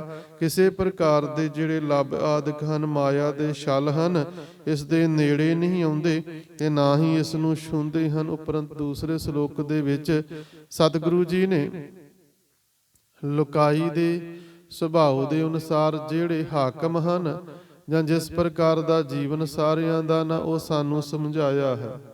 ਸਤਿਗੁਰੂ ਜੀ ਸਮਝਾਉਂਦੇ ਹਨ, ਲੱਭ ਪਾਪ ਦੋਇ ਰਾਜਾ ਮਹਿਤਾ, ਕੂੜ ਹੋਆ ਸਿਕਦਾਰ। ਰਾਜਾ ਕਿਸ ਪ੍ਰਕਾਰ ਦਾ ਹੈ, ਜਿਵੇਂ ਮਨੁੱਖ ਦਾ ਸੁਭਾਅ ਨਾ, ਤੇ ਇੱਥੇ ਫਿਰ ਮੁਖੀ ਕੌਣ ਇਸ ਵੇਲੇ ਹੋਇਆ ਹੈ, ਲੱਭ ਹੈ। ਕੋਈ ਸਮਾਂ ਸੀ ਜਦੋਂ ਕੂੜ ਪ੍ਰਧਾਨ ਸੀ। ਕੋਈ ਸਮਾਂ ਸੀ ਜਦੋਂ ਕਾਮ ਪ੍ਰਧਾਨ ਸੀ ਤੇ ਸਮੁੱਚੇ ਭਾਰਤ ਵਰਸ਼ ਦੇ ਵਿੱਚ ਕਾਮ ਦੇ ਮੰਦਿਰ ਬਣ ਗਏ ਸੀ। ਖੁਜਰਾਹੋ ਦੀਆਂ ਗੁਫਾਵਾਂ ਆਦਿਕ ਇਸ ਗੱਲ ਦਾ ਸਬੂਤ ਹਨ ਕਿ ਕਿਸੇ ਵੇਲੇ ਸਮੁੱਚੇ ਜਗਤ ਦੇ ਵਿੱਚ ਕਾਮ ਪ੍ਰਧਾਨ ਸੀ ਤੇ ਉਹ ਧਾਰਮਿਕ ਸਥਾਨਾਂ ਦੇ ਉੱਪਰ ਵੀ ਉਸ ਨੂੰ ਇੱਕ ਸਰਟੀਫਿਕੇਟ ਪ੍ਰਾਪਤ ਹੋ ਚੁੱਕਾ ਸੀ ਕਿ ਇਹ ਜਾਇਜ਼ ਕਾਰਜ ਹੈ। ਤਾਂ ਉਸ ਵੇਲੇ ਕਾਮ, ਪਰ ਇਸ ਵੇਲੇ ਸਤਿਗੁਰੂ ਜੀ ਆਖਦੇ ਹਨ ਕਿ ਜਿਹੜਾ ਮੁਖੀ ਵਿਕਾਰ ਹੈ ਨਾ, ਉਹ ਲੱਭ ਹੈ। ਲੱਭ ਹੈ ਮਨੁੱਖ ਦੇ ਮਨ ਦੇ ਵਿੱਚ, ਲੋਭ ਹੈ ਮਨੁੱਖ ਦੇ ਮਨ ਦੇ ਵਿੱਚ, ਜੀਵ ਦਾ ਚਸਕਾ ਹੈ ਮਨ ਦੇ ਵਿੱਚ। ਤਾਂ ਜਿਹੜਾ ਮਨੁੱਖ ਹੈ ਨਾ, ਉਹ ਫਿਰ ਸਾਰੇ ਵਿਕਾਰ ਕਰਦਾ ਹੋਵੇਗਾ। ਇਸ ਦੇ ਵਿੱਚੋਂ ਹੀ ਸਾਰੇ ਜਿਹੜੇ ਪਾਪ ਹਨ ਉਹਨਾਂ ਦੀ ਉਤਪਤੀ ਹੋਵੇਗੀ। ਜੀਵ ਦਾ ਚਸਕਾ, ਮਨ ਦੀ ਵਾਸ਼ਨਾ ਹੈ ਨਾ ਕਿ ਮੈਨੂੰ ਸਾਰਾ ਕੁਝ ਪ੍ਰਾਪਤ ਹੋ ਜਾਵੇ। ਕਿਸੇ ਕੋਲੋਂ ਕੋਈ ਵੀ ਪਦਾਰਥ ਨਾ ਹੋਵੇ, ਲੱਭ ਐਸਾ ਜ਼ਿਆਦਾ ਕਿ ਹਰੇਕ ਪਦਾਰਥ ਦਾ ਮਾਲਕ ਮੈਂ ਹੀ ਹੋਵਾਂ। ਤੇ ਫਿਰ ਇਸ ਦੀ ਸਹਾਇਤਾ ਵਾਸਤੇ ਜਿਹੜਾ ਇਸ ਦਾ ਵਜ਼ੀਰ ਹੈ ਨਾ, ਉਹ ਪਾਪ ਹੈ। ਪਾਪ ਨੇ ਵਜ਼ਾਰਤ ਸੰਭਾਲੀ ਹੋਈ ਹੈ। ਰਾਜਾ ਜਿਹੜਾ ਉਹ ਲੱਭ ਹੈ। ਤੇ ਸਤਿਗੁਰੂ ਜੀ ਆਖਦੇ ਕਿ ਜਿਹੜਾ ਕੂੜ ਹੈ ਨਾ, ਉਹ ਇਸ ਦਾ ਸਿਕਦਾਰ ਹੈ। ਭਾਵ ਜਿਹੜਾ ਮਾਮਲਾ ਅਗਰਾਉਣ ਵਾਲਾ, ਲੋਕਾਂ ਦੇ ਕੋਲੋਂ ਪਦਾਰਥ ਇਕੱਠੇ ਕਰਦਾ, ਜਿਹੜਾ ਕਾਰ ਅਗਰਾਉਂਦਾ ਹੈ। ਹੁਣ ਇਸ ਪ੍ਰਕਾਰ ਦਾ ਸਾਰਾ ਕਾਰਜ ਹੈ ਜੀ ਕਿ ਲੱਭ ਰਾਜਾ ਹੈ, ਪਾਪ ਇਸ ਦਾ ਵਜ਼ੀਰ ਹੈ, ਤੇ ਜਿਹੜਾ ਕੂੜ ਹੈ ਨਾ, ਉਹ ਇਹਨਾਂ ਦਾ ਸਿਕਦਾਰ ਬਣਿਆ ਹੋਇਆ, ਵੱਡਾ ਸਜੋ ਹੈ, ਚੌਧਰੀ ਬਣਿਆ ਹੋਇਆ ਹੈ। ਤੇ ਸਤਿਗੁਰੂ ਜੀ ਸਮਝਾ ਰਹੇ ਹਨ, ਕਾਮ ਨੀਬ ਸਦ ਪੁੱਛੀ ਹੈ। ਜਿਹੜਾ ਕਾਮ ਹੈ ਨਾ, ਉਹ ਇਹਨਾਂ ਦਾ ਨਾਇਬ ਬਣਿਆ ਹੋਇਆ ਹੈ, ਮੁੱਖ ਸਲਾਹਕਾਰ ਹੈ। ਤੇ ਸਾਰੇ ਹੀ ਫਿਰ ਸੱਦ ਕੇ ਨਾ ਇਹਨਾਂ ਸਾਰਿਆਂ ਨੂੰ ਇਕੱਠਿਆਂ ਕਰਕੇ, ਲੱਭ ਵੀ ਇਕੱਠਾ ਹੁੰਦਾ, ਹਿਰਦੇ ਦੇ ਵਿੱਚ ਪਾਪ ਵੀ ਇਕੱਠਾ ਹੁੰਦਾ, ਝੂਠ ਵੀ ਉੱਥੇ ਆ ਜਾਂਦਾ ਤੇ ਕਾਮ ਵੀ ਉੱਥੇ ਆ ਜਾਂਦਾ। ਫਿਰ ਬੈਠ ਕੇ ਸਲਾਹਾਂ ਕਰਦੇ ਹਨ। ਕਾਮ ਨੇਬ ਸਦ ਪੁੱਛੀਏ, ਕਾਮ ਨੂੰ ਸੱਦ ਕੇ, ਨਾਇਬ ਨੂੰ ਸੱਦ ਕੇ, ਸਲਾਹਕਾਰ ਨੂੰ ਸੱਦ ਕੇ ਪੁੱਛਦੇ ਹਨ ਤੇ ਬਹਿ ਬਹਿ ਕਰੇ ਵਿਚਾਰ। ਤੇ ਆਪਸ ਦੇ ਵਿੱਚ ਵਿਚਾਰਾਂ ਕਰਦੇ ਹਨ ਕਿ ਲੋਕਾਂ ਨੂੰ ਲੁੱਟਿਆ ਕਿਵੇਂ ਜਾਵੇ ਜੀ। ਭਾਵੇਂ ਇੱਕ ਮਨੁੱਖ ਦਾ ਜੀਵਨ ਅੰਦਰੇ ਬੈਠੇ ਹਨ, ਲੱਭ ਪ੍ਰਧਾਨ ਹੈ, ਦੂਜੇ ਨੰਬਰ ਦੇ ਉੱਪਰ ਪਾਪ ਹੈ ਹਿਰਦੇ ਦੇ ਵਿੱਚ ਵਸਿਆ ਹੋਇਆ, ਫਿਰ ਕੂੜ ਹੈ, ਤੇ ਉਪਰੰਤ ਫਿਰ ਕਾਮ ਵੀ ਇੱਥੇ ਪ੍ਰਧਾਨ ਹੈ।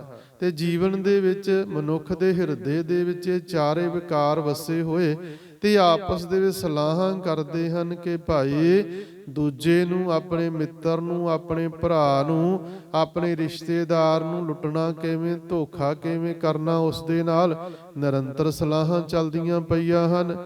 ਬਾਹਰੀ ਜੀਵਨ ਦੇ ਵਿੱਚ ਰਾਜਾ ਇਸ ਪ੍ਰਕਾਰ ਦਾ ਹੋ ਚੁੱਕਾ, ਜਿਹੜਾ ਲੱਭ ਹੈ। ਜਿਹੜੇ ਉਸਦੇ ਮੰਤਰੀ ਹਨ, ਵਜ਼ੀਰ ਹਨ, ਉਹ ਪਾਪ ਰੂਪੀ ਹਨ, ਪਾਪ ਕਮਾਉਂਦੇ ਪਏ ਹਨ। ਜਿਹੜੇ ਉਸਦੇ ਸਿਕਦਾਰ ਹਨ, ਜਿਹੜੇ ਅਗਰਾਹੀ ਕਰਦੇ ਹਨ, ਮਾਮਲਾ ਅਗਰਾਉਣ ਵਾਲੇ ਹਨ, ਚੌਧਰੀ ਜਿਨ੍ਹਾਂ ਨੂੰ ਕਹਿ ਸਕਦੇ, ਉਹ ਸਾਰੇ ਝੂਠ ਹਨ। ਝੂਠ ਭਾਵ ਚੌਧਰੀ ਹੈ। ਤੇ ਕਾਮ ਜਿਹੜਾ ਇਸ ਦਾ ਨਾਇਬ ਹੈ, ਤਹਿਸੀਲਦਾਰ ਬਣਿਆ ਹੋਇਆ ਹੈ। ਤੇ ਆਪਸ ਦੇ ਵਿੱਚ ਵਿਚਾਰਾਂ ਕਰਦੇ ਕਿ ਲੋਕਾਂ ਨੂੰ ਲੁੱਟਿਆ ਕਿਵੇਂ ਜਾਵੇ। ਤੇ ਸਤਿਗੁਰੂ ਜੀ ਨੇ ਅਗਾਂਹ ਰਈਅਤ ਦੀ, ਪਰਜਾ ਦੀ ਵੀ ਗੱਲ ਕੀਤੀ ਕਿ ਅੰਧੀ ਰਈਅਤ ਗਿਆਨ ਵਿਹੂਣੀ। ਜਿਹੜੀ ਪਰਜਾ ਹੈ ਨਾ, ਇਹ ਵੀ ਗਿਆਨ ਤੋਂ ਵਿਹੂਣੀ ਹੈ। ਅਗਿਆਨਤਾ ਦੇ ਵਿੱਚ ਇਹ ਬਿਲਕੁਲ ਹੀ ਅੰਨੀ ਹੋ ਚੁੱਕੀ ਹੈ। ਸੱਚ ਕੀ ਝੂਠ ਕੀ ਪਰਖੀ ਕਿਸੇ ਨੂੰ ਕੁਝ ਵੀ ਨਹੀਂ ਜੀ। ਤੇ ਸਤਿਗੁਰੂ ਜੀ ਆਖਦੇ ਹਨ, ਭਾਹੇ ਭਰੇ ਮੁਰਦਾਰ। ਤੇ ਨਾਲ ਨਾਲ ਸਤਿਗੁਰੂ ਪਾਤਸ਼ਾਹ ਮਹਾਰਾਜ ਜੀ ਸਮਝਾਉਂਦੇ ਹਨ ਕਿ ਭਾਈ ਇਹ ਫਿਰ ਤ੍ਰਿਸ਼ਨਾ ਦੀ ਜਾਂ ਹੋਰ ਵਿਕਾਰਾਂ ਦੀ ਜਿਹੜੀ ਅੱਗ ਹੈ ਨਾ, ਉਸ ਦੀ ਚੱਟੀ ਭਰਦੇ ਹਨ। ਮੁਰਦਾਰ ਦੇ ਰੂਪ ਦੇ ਵਿੱਚ ਮੁਰਦੇ ਹੀ ਸਰੀਰ ਤੁਰੇ ਫਿਰਦੇ ਹਨ। ਕੋਈ ਵੀ ਟੈਕਸ ਲੱਗ ਗਿਆ, ਕਿਸੇ ਪ੍ਰਕਾਰ ਦੀ ਕੋਈ ਵਿਰੋਧਤਾ ਨਹੀਂ, ਕੋਈ ਜ਼ੁਲਮ ਲੋਕਾਂ ਦੇ ਉੱਪਰ ਹੋ ਰਿਹਾ, ਕੋਈ ਵਿਰੋਧਤਾ ਨਹੀਂ। ਜਿਉਂਦਾ ਮਨੁੱਖ ਤਾਂ ਵਿਰੋਧਤਾ ਕਰੇਗਾ, ਮਰੇ ਮਨੁੱਖ ਨੇ ਥੋੜਾ ਵਿਰੋਧ ਕਰਨਾ। ਮੰਨ ਲਓ ਇੱਥੇ ਹਜ਼ਾਰਾਂ ਲਾਸ਼ਾਂ ਪਈਆਂ ਹੋਵਨ, ਕਾਮ ਆਦਿਕ, ਲੋਭ ਆਦਿਕ ਰਾਜਿਆਂ ਦਾ ਸੁਭਾਅ ਇਸ ਪ੍ਰਕਾਰ ਦਾ ਹੋਵੇ, ਉਹ ਭਾਵੇਂ ਤਸ਼ੱਦਦ ਕਰੀ ਜਾਵਣ, ਮਾਰਨ ਕੁੱਟਣ ਲੁੱਟੀ ਜਾਵਣ, ਤੇ ਮੁਰਦਿਆਂ ਨੇ ਕੁਝ ਨਹੀਂ ਆਖਣਾ ਹੈ। ਤੇ ਜਿਹੜਾ ਇੱਕ ਕੋਈ ਜਿਉਂਦਾ ਹੋਵੇਗਾ ਨਾ, ਉਹ ਹੀ ਇਸ ਦੀ ਵਿਰੋਧਤਾ ਫਿਰ ਵਿੱਚ ਉੱਠ ਖਲੋਵੇਗਾ, ਤੇ ਉਸੇ ਨੂੰ ਹੀ ਫਿਰ ਆਪਣਾ ਸਿਰ ਵੀ ਕਲਮ ਕਰਵਾਉਣਾ ਪੈ ਜਾਵੇਗਾ, ਕਿਉਂਕਿ ਜਿਉਂਦਾ ਹੈ ਨਾ, ਜਾਗਦਾ ਹੈ ਨਾ, ਜਾਗਦੀ ਜ਼ਮੀਰ ਵਾਲਾ ਹੈ। ਕਦੇ ਵੀ ਚੜ੍ਹਦੇ ਪਾਣੀ ਨੂੰ ਮਛਲੀ ਨਹੀਂ ਜਾਂਦੀ, ਲੈਂਦੇ ਪਾਣੀ ਨੂੰ, ਪਾਣੀ ਦੇ ਵਹਿਣ ਦੇ ਨਾਲ ਮਛਲੀ ਨਹੀਂ ਵਹਿੰਦੀ ਹੈ ਜਿਹੜੀ ਜਿਉਂਦੀ ਹੋਵੇ। ਪਾਣੀ ਦੇ ਵਹਿਣ ਦੇ ਨਾਲ ਮਰੀਆਂ ਮੱਛੀਆਂ ਹੀ ਵਹਿੰਦੀਆਂ ਹਨ। ਜਿਹੜੀ ਜਿਉਂਦੀ ਮਛਲੀ ਹੈ ਉਹ ਚੜ੍ਹਦੇ ਪਾਣੀ ਨੂੰ ਜਾਵੇਗੀ। ਤੇ ਜੇਕਰ ਮਨੁੱਖਾਂ ਦੀ ਜ਼ਮੀਰ ਮਰ ਚੁੱਕੀ ਤੇ ਕੱਲੀਆਂ ਲਾਸ਼ਾਂ ਹੀ ਤੁਰੀਆਂ ਫਿਰਦੀਆਂ, ਤੇ ਇਹ ਵੀ ਤਾਂ ਭਾਈ ਫਿਰ ਮੁਰਦੇ ਹਨ, ਵਹਿਣ ਦੇ ਨਾਲ ਨਾਲ ਵਹਿੰਦੇ ਜਾ ਰਹੇ। ਚੰਗਾ ਕੀ ਮਾੜਾ ਕੀ ਪਰਖ ਹੀ ਕੋਈ ਨਹੀਂ, ਸੱਚ ਕੀ ਝੂਠ ਕੀ ਇਸ ਦੀ ਵੀ ਪਰਖ ਕੋਈ ਨਹੀਂ। ਸਤਿਗੁਰੂ ਜੀ ਸਮਝਾਉਂਦੇ ਹਨ, ਅੰਧੀ ਰਈਅਤ ਗਿਆਨ ਵਿਹੂਣੀ, ਭਾਹੇ ਭਰੇ ਮੁਰਦਾਰ, ਗਿਆਨ ਤੋਂ ਵਿਹੂਣੀ ਸਮੁੱਚੀ ਪਰਜਾ ਅੰਧੀ ਹੈ। ਤੇ ਇਹ ਫਿਰ ਮੁਰਦਿਆਂ ਦੀ ਨਿਆਈ ਹੀ ਉਹਨਾਂ ਦੇ ਹਰ ਹੁਕਮ ਨੂੰ, ਹਾਕਮਾਂ ਦੇ ਨੂੰ ਪ੍ਰਵਾਨ ਕਰਦੇ ਤੇ ਚੱਟੀ ਭਰਦੇ ਜਾ ਰਹੇ, ਟੈਕਸ ਭਰਦੇ ਜਾ ਰਹੇ ਹਨ। ਗਿਆਨੀ ਨੱਚੈ ਵਾਜੇ ਵਾਵਹਿ, ਰੂਪ ਕਰੇ ਸਿੰਗਾਰ। ਰਾਸਧਾਰੀਆਂ ਦਾ ਜਿਹੜਾ ਆਗੂ ਸੀ ਨਾ, ਉਸ ਨੂੰ ਗਿਆਨੀ ਕਿਹਾ ਜਾਂਦਾ ਸੀ। ਆਮ ਭਾਸ਼ਾ ਦੇ ਵਿੱਚ ਗਿਆਨੀ ਅਸੀਂ ਉਸ ਨੂੰ ਆਖਦੇ ਹਾਂ ਜਿਸ ਨੂੰ ਗਿਆਨ ਹੋਵੇ। ਤਾਂ ਸਮਾਜ ਨੂੰ ਉਸਨੇ ਇੱਕ ਚੰਗੀ ਸਿੱਖਿਆ ਦੇਣੀ ਸੀ, ਲੋਕਾਂ ਨੂੰ ਗਿਆਨ ਵਾਲੇ ਪਾਸੇ ਤੋਰਨਾ ਸੀ, ਚੰਗੇ ਪਾਸੇ ਤੋਰਨਾ ਸੀ। ਪਰ ਜਿਹੜਾ ਮਨੁੱਖ ਸੀ ਨਾ, ਇਹ ਗਿਆਨਵਾਨ, ਇਸ ਨੇ ਵੀ ਕੀ ਕੀਤਾ? ਸਤਿਗੁਰੂ ਜੀ ਆਖਦੇ ਹਨ ਕਿ ਲੋਕਾਂ ਦੇ ਵਿੱਚ ਤਾਂ ਆਪ ਉਪਦੇਸ਼ਕ ਅਖਵਾ ਰਿਹਾ ਹੈ, ਗਿਆਨੀ ਅਖਵਾ ਰਿਹਾ, ਪਰ ਉਹ ਨੱਚਦਾ ਹੈ ਹਾਕਮਾਂ ਦੇ ਇਸ਼ਾਰਿਆਂ ਦੇ ਉੱਪਰ। ਤੇ ਜਿਸ ਪ੍ਰਕਾਰ ਉਹ ਨਚਾਉਂਦੇ, ਉਹ ਨੱਚਦਾ ਪਿਆ ਜੀ। ਤੇ ਫਿਰ ਵਾਜੇ ਵਜਾਉਂਦੇ ਹਨ, ਭਾਵ ਸਾਜ਼ ਵੀ ਵੱਜਦੇ ਪਏ, ਤੇ ਕਈ ਤਰ੍ਹਾਂ ਦੇ ਭੇਖ ਵਟਾਉਂਦੇ ਹਨ, ਪਹਿਰਾਵੇ ਵਿਖਾਉਂਦੇ ਹਨ, ਤੇ ਬੜੇ ਹੀ ਸ਼ਿੰਗਾਰ ਕਰ ਕਰਕੇ ਲੋਕਾਂ ਨੂੰ ਦੱਸਦੇ ਕਿ ਇਹੋ ਹੀ ਜੀਵਨ ਹੈ, ਜਦ ਕਿ ਅਸਲੀਅਤ ਬੜੀ ਅਲੱਗ ਸੀ। ਗੁਰੂ ਨਾਨਕ ਸਾਹਿਬ ਪਾਤਸ਼ਾਹ ਮਹਾਰਾਜ ਜੀ ਦੇ ਆਗਮਨ ਤੋਂ ਪਹਿਲਾਂ ਜਦੋਂ ਧਰਤੀ ਨੇ ਜਾ ਕਰ ਉਸ ਪ੍ਰਮਾਤਮਾ ਦੀ ਦਰਗਾਹ ਦੇ ਵਿੱਚ ਪੁਕਾਰ ਕੀਤੀ, ਗਿਆਨੀ ਸੋਹਣ ਸਿੰਘ ਸੀਤਲ ਜੀ ਨੇ, ਬਾਪੂ ਸੀਤਲ ਜੀ ਨੇ ਉਸ ਪੁਕਾਰ ਨੂੰ ਬੜੇ ਸੁਚੱਜੇ ਸ਼ਬਦਾਂ ਦੇ ਵਿੱਚ ਉਚਾਰਨ ਕੀਤਾ। ਤੇ ਜਿਹੜੇ ਪ੍ਰਮੁੱਖ ਧਾਰਮਿਕ, ਰਾਜਨੀਤਿਕ ਤੇ ਪ੍ਰਸ਼ਾਸਨਿਕ ਅਧਿਕਾਰੀ ਸੀ ਨਾ, ਉਹਨਾਂ ਦਾ ਵੀ ਜ਼ਿਕਰ ਕੀਤਾ ਹੈ। ਬਾਪੂ ਸੀਤਲ ਜੀ ਲਿਖਦੇ ਹਨ, ਜਿਨ੍ਹਾਂ ਦੇਣਾ ਸੀ ਉਪਦੇਸ਼ ਜਗਤ ਨੂੰ ਧਰਮ ਦਾ, ਪੱਟੀ ਨਿਤ ਪੜਾਉਂਦੇ ਰਹਿੰਦੇ ਅਤਿਆਚਾਰ ਦੀ। ਹਾਕਮ ਥਾਪੇ ਗਏ ਸੀ ਪਰਜਾ ਪਾਲਣ ਵਾਸਤੇ, ਪਰਜਾ ਖਾਣ ਦੀ ਨੀਤੀ ਬਣ ਗਈ ਆ ਸਰਕਾਰ ਦੀ। ਲੋੜ ਸੀ ਢਾਲਾਂ ਦੀ, ਛਾਂ ਕਰਦਾ ਕੋਈ ਗਰੀਬ ਤੇ, ਪੀਰਤ ਪਿਆਸ ਬੁਝੇ ਨਾ ਯੋਧੇ ਦੀ ਤਲਵਾਰ ਦੀ। ਗਿਆਨ ਦੇਣਾ ਸੀ ਧਾਰਮਿਕ ਮਨੁੱਖਾਂ ਨੇ, ਪਰ ਇਸ ਪ੍ਰਕਾਰ ਦਾ ਕਾਰਜ ਨਾ ਕਰ ਸਕੇ। ਸਤਿਗੁਰੂ ਜੀ ਸਮਝਾਉਂਦੇ ਹਨ, ਉੱਚਾ ਕੂਕਹਿ ਵਾਧਾ ਗਾਵਹਿ, ਜੋਧਾਂ ਕਾ ਵਿਚਾਰ। ਬੜੀ ਉੱਚੀ ਉੱਚੀ ਕੂਕ ਕੇ ਲੋਕਾਂ ਨੂੰ ਸੁਣਾਉਂਦੇ ਪਏ ਹਨ, ਯੁੱਧਾਂ ਦਾ ਜ਼ਿਕਰ ਕਰਦੇ ਹਨ। ਇਹੋ ਹੀ ਧਰਮ ਸਮਝ ਲਿਆ ਹੈ ਕਿ ਸੂਰਮਿਆਂ ਦੀ ਗਾਥਾ ਸੁਣਾ ਦਿੱਤੀ ਤੇ ਧਰਮ ਦਾ ਕਾਰਜ ਹੈ। ਯੁੱਧ ਬਾਰੇ ਸੁਣਾਵੋਗੇ, ਯੁੱਧ ਆਰੰਭ ਹੋਵਣਗੇ, ਪਰ ਉਹ ਧਰਮ ਦੀ ਗੱਲ ਨਹੀਂ ਹੋਵੇਗੀ, ਉਹ ਤਾਂ ਇੱਕ ਯੋਧਿਆਂ ਦੀਆਂ ਵਾਰਾਂ ਹੋਵਣਗੀਆਂ। ਸਤਿਗੁਰੂ ਜੀ ਸਮਝਾਉਂਦੇ ਹਨ ਕਿ ਯੋਧਿਆਂ ਦੀਆਂ ਵਾਰਾਂ ਦੀ ਹੀ ਵਿਆਖਿਆ ਕਰਦੇ ਹਨ, ਤੇ ਉਹ ਆਪਣੇ ਆਪ ਨੂੰ ਗਿਆਨੀ ਅਖਵਾਉਣ ਵਾਲੇ ਉੱਚਾ ਉੱਚਾ ਕੂਕਦੇ ਹਨ। ਤੇ ਜਿੰਨੇ ਯੁੱਧ ਆਦਿਕ ਹਨ, ਉਹਨਾਂ ਦੇ ਪ੍ਰਸੰਗ ਸੁਣਾਉਂਦੇ ਤੇ ਆਖਦੇ ਕਿ ਇਹੋ ਹੀ ਧਰਮ ਹੈ। ਮੂਰਖ ਪੰਡਤ ਹਿਕਮਤ ਹੁਜਤ, ਸੰਚਾ ਕਰੇ ਪਿਆਰ। ਸਤਿਗੁਰੂ ਜੀ ਸਮਝਾਉਂਦੇ ਹਨ ਕਿ ਜਿਹੜਾ ਮਨੁੱਖ ਆਪਣੇ ਆਪ ਨੂੰ ਪੰਡਤ ਖਵਾਉਂਦਾ ਸੀ ਨਾ, ਕਿ ਮੈਂ ਧਾਰਮਿਕ ਪੁਜਾਰੀ ਹਾਂ, ਧਰਮ ਸਥਾਨ ਦੇ ਉੱਪਰ ਰਹਿਣ ਵਾਲਾ ਹਾਂ, ਸਤਿਗੁਰੂ ਜੀ ਆਖਦੇ ਹਨ ਕਿ ਉਹ ਵੀ ਜਿੰਨੀਆਂ ਵੀ ਦਲੀਲਾਂ ਆਦਿਕ ਦਿੰਦਾ ਨਾ, ਨਿਰੀਆਂ ਚਲਾਕੀਆਂ ਵਾਲੀਆਂ ਹੀ ਹਨ। ਤੇ ਉਹ ਜਾਣਦਾ ਹੈ ਜਿੰਨੀਆਂ ਵੀ ਦਲੀਲਾਂ ਆਦਿਕ ਉਹ ਚਲਾਕੀਆਂ ਵਾਲੀਆਂ ਹਨ, ਹਿਕਮਤ ਹੁਜਤ ਹੁਜਤਾਂ ਦੇ ਰੂਪ ਦੇ ਵਿੱਚ ਹਨ। ਤੇ ਸਤਿਗੁਰੂ ਜੀ ਸਮਝਾਉਂਦੇ ਹਨ ਕਿ ਇਹਨਾਂ ਸਾਰਿਆਂ ਦਾ ਜਿਹੜਾ ਕਾਰਨ ਇੱਕੋ ਹੀ, ਕਿ ਧਨ ਪਦਾਰਥ ਇਕੱਠੇ ਕਰਨੇ ਹਨ। ਮੂਰਖ ਪੰਡਤ ਹਿਕਮਤ ਹੁਜਤ ਧਰਮ ਦੇ ਕਾਰਜ ਕਰਦਾ ਪਿਆ, ਲੋਕਾਂ ਨੂੰ ਦੱਸਦਾ ਪਿਆ ਮੈਂ ਧਰਮ ਦਾ ਕਾਰਜ ਕਰਦਾ ਹਾਂ, ਪਰ ਇਸ ਦੇ ਪਿੱਛੇ ਇੱਕੋ ਹੀ ਮਨੋਰਥ ਪਿਆਰ ਕੀ ਹੈ ਕਿਸ ਦੇ ਨਾਲ, ਕਿ ਸੰਜਹ ਕਰੇ ਪਿਆਰ ਜਿਤਨੇ ਮਾਇਆ ਪਦਾਰਥ ਆਦਿਕ ਹਨ ਉਹਨਾਂ ਨੂੰ ਇਕੱਠਿਆਂ ਕਰਨਾ ਹੈ। ਧਰਮ ਦੀ ਪ੍ਰਾਪਤੀ ਨਹੀਂ, ਸਗੋਂ ਮਾਇਆ ਦੀ ਪ੍ਰਾਪਤੀ ਵਾਸਤੇ ਸਮੁੱਚੇ ਕਾਰਜ ਧਰਮੀ ਧਰਮ ਕਰਹਿ ਗਵਾਵਹਿ ਮੰਗਹਿ ਮੋਖ ਦੁਆਰ। ਧਰਮੀ ਧਰਮ ਤਾਂ ਕਰਦਾ ਹੈ, ਦਾਨ ਪੁੰਨ ਵੀ ਕਰਦਾ, ਧਰਮ ਦੇ ਬੜੇ ਕਾਰਜ ਕਰਦਾ ਮਨੁੱਖ ਜਿਹੜਾ ਆਪਣੇ ਆਪ ਨੂੰ ਧਰਮੀ ਅਖਵਾਉਂਦਾ, ਪਰ ਉਹ ਗਵਾ ਲੈਂਦਾ ਸਾਰਾ ਕੁਝ ਹੀ। ਕਿਵੇਂ ਗਵਾ ਲੈਂਦਾ? ਮੰਗਹਿ ਮੋਖ ਦੁਆਰ। ਧਰਮ ਦਾ ਕੰਮ ਕਰਦਿਆਂ ਹੋਇਆਂ, ਪੂਜਾ ਪਾਠ ਕਰਦਿਆਂ ਹੋਇਆਂ, ਨਾਮ ਸਿਮਰਨ ਕਰਦਿਆਂ ਹੋਇਆਂ ਵੀ ਮਗਰ ਇੱਕ ਮੰਗ ਆ ਜਾਂਦੀ ਕਿ ਮੈਨੂੰ ਮੋਕਸ਼ ਦੀ ਪ੍ਰਾਪਤੀ ਹੋਵੇ, ਤਾਂ ਉਹ ਮੰਗ ਕਰਕੇ ਫਿਰ ਧਰਮ ਦੇ ਜਿਹੜੇ ਕਾਰਜ ਹਨ ਸਤਿਗੁਰੂ ਜੀ ਸਮਝਾਉਂਦੇ ਹਨ ਕਿ ਭਾਈ ਉਹ ਫਿਰ ਨਿਸਫਲੇ ਹੋ ਜਾਂਦੇ ਹਨ। ਜਤੀ ਸਦਾਵਹਿ ਜੁਗਤ ਨ ਜਾਣਹਿ ਛੱਡ ਬਹਿ ਕਰ ਬਾਰ। ਹੁਣ ਆਪਣੇ ਆਪ ਨੂੰ ਮਨੁੱਖ ਜਤੀ ਅਖਵਾਉਂਦਾ ਹੈ। ਬੜੇ ਮਨੁੱਖ ਜਿਹੜੇ ਜਤੀ ਅਖਵਾਉਂਦੇ ਹਨ ਆਪਣੇ ਆਪ ਨੂੰ, ਪਰ ਜੁਗਤ ਨਹੀਂ ਜਾਣਦਾ ਕਿ ਜਤੀ ਆਖਦੇ ਕਿਸ ਨੂੰ ਹਨ। ਜਤੀ ਤਾਂ ਉਹ ਸੀ ਕਿ ਅੱਖਾਂ ਨੂੰ ਵੀ ਜਤ ਸਤ ਦੇ ਵਿੱਚ ਰੱਖਿਆ ਜਾਂਦਾ, ਰਸਨਾ ਨੂੰ ਵੀ ਜਤ ਸਤ ਦੇ ਵਿੱਚ ਰੱਖਿਆ ਜਾਂਦਾ, ਕੰਨਾਂ ਨੂੰ ਸਮੁੱਚੇ ਸਰੀਰ ਨੂੰ ਹੀ ਸਾਧਿਆ ਜਾਂਦਾ ਹੁੰਦਾ, ਤੇ ਘਰ ਪਰਿਵਾਰ ਦੇ ਵਿੱਚ ਰਹਿ ਕੇ ਵੀ ਜਤੀ ਹੋ ਜਾਂਦਾ। ਹੁਣ ਘਰ ਛੱਡ ਦਿੱਤਾ ਤੇ ਆਖਿਆ ਮੈਂ ਜਤੀ ਹੋ ਗਿਆ ਹਾਂ। ਇੱਕ ਪਰਿਵਾਰ ਛੱਡਿਆ, ਇੱਕ ਘਰ ਛੱਡਿਆ, ਇੱਕ ਘਰ ਛੱਡਿਆ ਤੇ ਹੁਣ ਵੱਡਾ ਡੇਰਾ ਬਣਾ ਲਿਆ ਹੈ। ਪਹਿਲਾਂ ਘਰ ਬਾਰੇ ਸੋਚਦਾ ਸੀ, ਹੁਣ ਡੇਰੇ ਬਾਰੇ ਸੋਚਦਾ ਹੈ। ਪਹਿਲਾਂ ਇੱਕ ਪਰਿਵਾਰ ਬਾਰੇ ਸੋਚਦਾ ਸੀ, ਹੁਣ ਜਿੰਨੇ ਨਾਲ ਲੋਕ ਜੁੜੇ ਹਨ ਉਹਨਾਂ ਬਾਰੇ ਸੋਚਦਾ ਹੈ। ਤੇ ਛੱਡਿਆ ਤਾਂ ਫਿਰ ਉਸ ਮਨੁੱਖ ਨੇ ਕੁਝ ਵੀ ਨਹੀਂ, ਸਗੋਂ ਪਸਾਰਾ ਵਧੇਰੇ ਹੋ ਗਿਆ ਤੇ ਘਰ-ਬਾਰ ਨੂੰ ਛੱਡ ਕੇ ਬਹਿ ਜਾਂਦਾ, ਪਰ ਜੁਗਤ ਨਹੀਂ ਜਾਣਦਾ। ਸਤਿਗੁਰੂ ਜੀ ਆਖਦੇ ਹਨ ਮਨੁੱਖ ਦੇ ਸੁਭਾਅ ਬਾਰੇ ਸਮਝਾਉਂਦੇ, ਸਭ ਕੋ ਪੂਰਾ ਆਪੇ ਹੋਵੇ ਘਟ ਨਾ ਕੋਈ ਆਖੈ। ਸਾਰੇ ਹੀ ਆਖਦੇ ਹਨ, ਮੈਂ ਵੀ ਆਖਦਾ ਹਾਂ ਕਿ ਮੈਨੂੰ ਬੜਾ ਗਿਆਨ, ਜਿੰਨਾ ਮੈਨੂੰ ਗਿਆਨ ਕਿਸੇ ਹੋਰ ਨੂੰ ਪਤਾ ਹੀ ਨਹੀਂ। ਕੋਈ ਵੀ ਆਪਣੇ ਆਪ ਨੂੰ ਘੱਟ ਅਖਵਾ ਕੇ ਰਾਜੀ ਨਹੀਂ ਹੈ। ਸਾਰੇ ਹੀ ਆਖਦੇ ਹਨ ਕਿ ਭਾਈ ਅਸੀਂ ਬਹੁਤ ਹੀ ਵੱਡੇ ਹਾਂ, ਅਸੀਂ ਪੂਰਨ ਹਾਂ, ਦੂਸਰਾ ਕੋਈ ਅਧੂਰਾ ਹੋ ਜਾਵੇ ਤੇ ਵੱਖਰੀ ਗੱਲ, ਪਰ ਮੇਰੇ ਵਿੱਚ ਖਾਮੀ ਕੋਈ ਨਹੀਂ ਹੈ। ਮੈਂ ਠੀਕ ਹਾਂ, ਬਾਕੀ ਸਾਰੇ ਗਲਤ ਹਨ।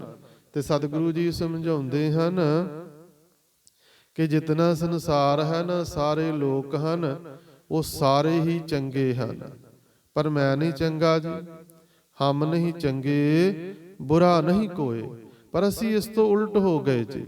ਅਸੀਂ ਆਖਦੇ ਸਾਰਾ ਸੰਸਾਰ ਹੀ ਬੁਰਾ ਹੈ, ਸਿਰਫ ਚੰਗਾ ਮੈਂ ਹੀ ਹਾਂ। ਅਸੀਂ ਘੱਟ ਨਹੀਂ, ਅਸੀਂ ਅਧੂਰੇ ਨਹੀਂ, ਅਸੀਂ ਵਧੇਰੇ ਹਾਂ। ਘਾਟਾਂ ਤਾਂ ਦੂਜਿਆਂ ਦੇ ਵਿੱਚ ਹੋਵਣਗੀਆਂ। ਤਾਂ ਮਾਲਕ ਜੀ ਸਮਝਾਉਂਦੇ ਹਨ ਕਿ ਪਤ ਪਰਵਾਣਾ ਪਿੱਛੇ ਪਾਈਐ, ਤਾਂ ਨਾਨਕ ਤੋਲਿਆ ਜਾਪੈ। ਹੁਣ ਜਿਹੜਾ ਪਰਵਾਣਾ ਹੈ ਨਾ ਮਾਲਕ ਦੇ ਦਰ ਤੇ, ਜਿਹੜਾ ਪ੍ਰਵਾਨ ਹੋਣਾ ਮਨੁੱਖ ਦਾ, ਜਾਂ ਇੱਕ ਫੁਰਮਾਨ ਪ੍ਰਾਪਤ ਹੋਣਾ, ਸਤਿਗੁਰੂ ਜੀ ਸਮਝਾਉਂਦੇ ਹਨ ਕਿ ਜਿਹੜਾ ਵੱਟਾ ਹੈ ਨਾ, ਉਹ ਫਿਰ ਪੱਤ ਦਾ ਰੱਖਿਆ ਹੋਵੇ, ਪਿੱਛੇ ਰੱਖਿਆ ਜਾਵੇ, ਤੇ ਫਿਰ ਪਤਾ ਲੱਗੇਗਾ ਕਿ ਮਨੁੱਖ ਕਿੰਨਾ ਕੁ ਤੋਲ ਦੇ ਵਿੱਚ ਪੂਰਾ ਉਤਰਦਾ ਹੈ। ਜਦੋਂ ਮਾਲਕ ਦੀ ਦਰਗਾਹ ਦੇ ਵਿੱਚ ਜਾਇਆ ਜਾਣਾ ਨਾ, ਤੇ ਸਤਿਗੁਰੂ ਪਾਤਸ਼ਾਹ ਮਹਾਰਾਜ ਜੀ ਸਮਝਾਉਂਦੇ ਹਨ ਕਿ ਪਰਖ ਦੇ ਵਿੱਚ ਪੂਰਾ ਮਨੁੱਖ ਉਹ ਹੀ ਉਤਰਦਾ ਹੈ ਤੋਲ ਦੇ ਵਿੱਚ। ਜੇ ਤੱਕੜੀ ਦੇ ਦੂਜੇ ਪੱਲੇ ਦੇ ਵਿੱਚ ਰੱਬ ਦੀ ਦਰਗਾਹ ਦੇ ਵਿੱਚ ਮਿਲੀ ਹੋਈ ਇੱਜ਼ਤ ਰੂਪੀ ਜਿਹੜਾ ਵੱਟਾ ਹੈ ਨਾ, ਉਹ ਰੱਖਿਆ ਜਾਵੇ, ਪਾਇਆ ਜਾਵੇ, ਤੇ ਫਿਰ ਪਤਾ ਲੱਗੇਗਾ ਕਿ ਮਾਲਕ ਦੀ ਦਰਗਾਹ ਦੇ ਵਿੱਚ ਕੀਤੇ ਹੋਏ ਜੀਵਨ ਦੇ ਵਿੱਚ ਜਿਹੜੇ ਕਾਰਜ ਹਨ ਉਹਨਾਂ ਦੇ ਬਦਲੇ ਕਿੰਨੀ ਕੁ ਇੱਜ਼ਤ ਪ੍ਰਾਪਤ ਹੋ ਰਹੀ ਹੈ। ਤੇ ਫਿਰ ਪਤਾ ਲੱਗੇਗਾ ਕਿ ਵਾਕਿਆ ਹੀ ਭਾਈ ਇਸ ਦੇ ਜੀਵਨ ਨੇ ਜਾਂ ਇਸ ਨੇ ਪੂਰੇ ਰਹਿਣਾ ਕੀਤਾ ਕਿ ਇਹ ਅਧੂਰਾ ਹੈ। ਕਿਉਂਕਿ ਆਖਦਾ ਤੇ ਪਿਆ ਨਾ ਮੈਂ ਪੂਰਾ ਹਾਂ, ਪਰ ਪਤਾ ਤਾਂ ਮਾਲਕ ਦੀ ਦਰਗਾਹ ਦੇ ਵਿੱਚ ਲੱਗੇਗਾ। ਸਤਿਗੁਰੂ ਪਾਤਸ਼ਾਹ ਮਹਾਰਾਜ ਜੀ ਨੇ ਸਾਰਾ ਕੁਝ ਗਿਣਨ ਤੋਂ ਉਪਰੰਤ ਪਰਲੋਕ ਦਾ ਜ਼ਿਕਰ ਕੀਤਾ। ਮਹੱਲਾ ਪਹਿਲਾ, ਵੱਧੀ ਸੋ ਵਜ਼ਗ ਨਾਨਕਾ ਸੱਚਾ ਵੇਖਿਆ ਸੋਏ। ਸਤਿਗੁਰੂ ਪਾਤਸ਼ਾਹ ਮਹਾਰਾਜ ਜੀ ਸਮਝਾਉਂਦੇ ਹਨ ਕਿ ਜੋ ਗੱਲ ਰੱਬ ਵੱਲੋਂ ਥਾਪੀ ਜਾ ਚੁੱਕੀ ਹੈ ਨਾ, ਮਿਥੀ ਹੋਈ ਹੈ, ਨਿਯਤ ਕੀਤੀ ਹੋਈ ਹੈ, ਉਹ ਹੀ ਕਾਰਜ ਹੋਵੇਗਾ। ਕਿਉਂਕਿ ਉਹ ਸੱਚਾ ਪ੍ਰਭੂ ਹਰੇਕ ਜੀਵ ਦੀ ਆਪ ਹੀ ਸੰਭਾਲ ਕਰਦਾ ਹੈ। ਵਧੀ ਸੋ ਵਜ਼ਗ ਨਾਨਕਾ। ਮਿਥੀ ਹੋਈ ਰੱਬ ਵੱਲੋਂ ਨੀਅਤ ਕੀਤੀ ਹੋਈ ਜਿਹੜੀ ਗੱਲ ਨਾ ਕਾਰਜ ਹੈ ਉਹ ਹੀ ਹੋਣਾ ਹੈ। ਜੋ ਅਸੀਂ ਸੋਚਦੇ ਹਾਂ ਜ਼ਰੂਰੀ ਨਹੀਂ ਕਿ ਉਹ ਹੀ ਕਾਰਜ ਹੋਵੇ ਜੀ। ਸਤਿਗੁਰੂ ਜੀ ਨੇ ਸਮਝਾ ਦਿੱਤਾ ਕਿ ਸਭਨੀ ਛਾਲਾਂ ਮਾਰੀਆਂ ਕਰਤਾ ਕਰੇ ਸੋ ਹੋਏ। ਹੁਣ ਮਨੁੱਖ ਯਤਨ ਕਰਦਾ ਹੈ, ਮਨੁੱਖ ਛਾਲ ਮਾਰਦਾ ਹੈ, ਯਤਨ ਕਰਦਾ ਹੈ, ਪਰ ਜੋ ਕਰਤੇ ਨੇ ਲਿਖਿਆ ਹੋਇਆ, ਜੋ ਕਰਤੇ ਨੂੰ ਭਾਵਨ ਹੈ ਨਾ, ਜੋ ਕਰਤੇ ਨੂੰ ਮਨਜ਼ੂਰ ਹੈ ਜੀ, ਉਹ ਹੀ ਕਾਰਜ ਹੋਵੇਗਾ। ਜੋ ਅਨਰੂਪਿਓ ਠਾਕੁਰ ਮੇਰੇ ਹੋਈ ਰਹੀ ਉਹ ਬਾਤ। ਸਤਿਗੁਰੂ ਪਾਤਸ਼ਾਹ ਮਹਾਰਾਜ ਜੀ ਸਮਝਾਉਂਦੇ, ਸਾਰੇ ਜੀਵ ਆਪਣੇ ਆਪਣੇ ਵੱਲੋਂ ਜ਼ੋਰ ਲਾਉਂਦੇ ਹਨ, ਪਰ ਹੁੰਦਾ ਉਹ ਹੀ ਕੁਝ ਜੋ ਕਰਤਾਰ ਨੂੰ ਭਾਉਂਦਾ। ਜੋ ਕਰਤਾਰ ਕਰਦਾ ਪ੍ਰਮਾਤਮਾ ਜੀ ਕਰਦੇ ਹਨ। ਅੱਗੇ ਜਾਤ ਨ ਜ਼ੋਰ ਹੈ, ਅੱਗੇ ਜਿਉ ਨਵੈ। ਸਤਿਗੁਰੂ ਪਾਤਸ਼ਾਹ ਮਹਾਰਾਜ ਜੀ ਸਮਝਾਉਂਦੇ ਕਿ ਅਗਾਂਹ ਮਾਲਕ ਦੀ ਦਰਗਾਹ ਦੇ ਵਿੱਚ ਨਾ ਤੇ ਜ਼ੋਰ ਚੱਲੇਗਾ ਤੇ ਨਾ ਹੀ ਜਾਤ ਚੱਲਦੀ ਹੋਵੇਗੀ। ਕਿ ਕੋਈ ਆਪਣੀ ਜਾਤ ਦੱਸ ਕੇ ਆਖੇ ਕਿ ਮੇਰੀ ਜਾਤ ਬੜੀ ਉੱਚੀ ਹੈ, ਮੈਂ ਜਾਤ ਕਰਕੇ ਬੜਾ ਪਵਿੱਤਰ ਹਾਂ, ਤੇ ਨਾ ਹੀ ਕਿਸੇ ਪ੍ਰਕਾਰ ਦੀ ਕੋਈ ਤਾਕਤ ਜ਼ੋਰ ਚੱਲੇਗਾ, ਕੋਈ ਸਿਫਾਰਿਸ਼ ਚੱਲੇਗੀ। ਕਿ ਮਨੁੱਖ ਕੋਈ ਰਿਸ਼ਵਤ ਚਲਾ ਲਵੇ, ਜ਼ੋਰ ਚਲਾ ਲਵੇ, ਕਿਸੇ ਪਾਸੇ ਤੋਂ ਕੋਈ ਸੁਨੇਹਾ ਪ੍ਰਾਪਤ ਕਰ ਲਵੇ। ਜਿਵੇਂ ਦੁਨਿਆਵੀ ਰੂਪ ਦੇ ਵਿੱਚ ਅਸੀਂ ਸਿਫਾਰਿਸ਼ਾਂ ਪਾਉਂਦੇ ਹਾਂ, ਅਸੀਂ ਰਾਜਨੇਤਾਵਾਂ ਦੇ ਜਾਂ ਹੋਰਨਾਂ ਦੇ ਫੋਨ ਆਦਿ ਕਰਵਾ ਕੇ ਆਪਣਾ ਕਾਰਜ ਕਰਵਾਉਣ ਦਾ ਯਤਨ ਕਰਦੇ ਹਾਂ, ਪਰ ਮਾਲਕ ਦੀ ਦਰਗਾਹ ਦੇ ਵਿੱਚ ਐਸਾ ਕਾਰਜ ਨਹੀਂ ਹੋਵੇਗਾ।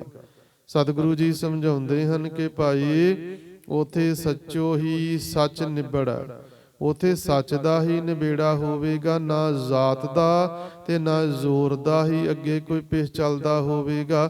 ਸਤਿਗੁਰੂ ਜੀ ਸਮਝਾਉਂਦੇ ਹਨ ਕਿ ਅੱਗੇ ਜਿਉ ਨਵੇਂ।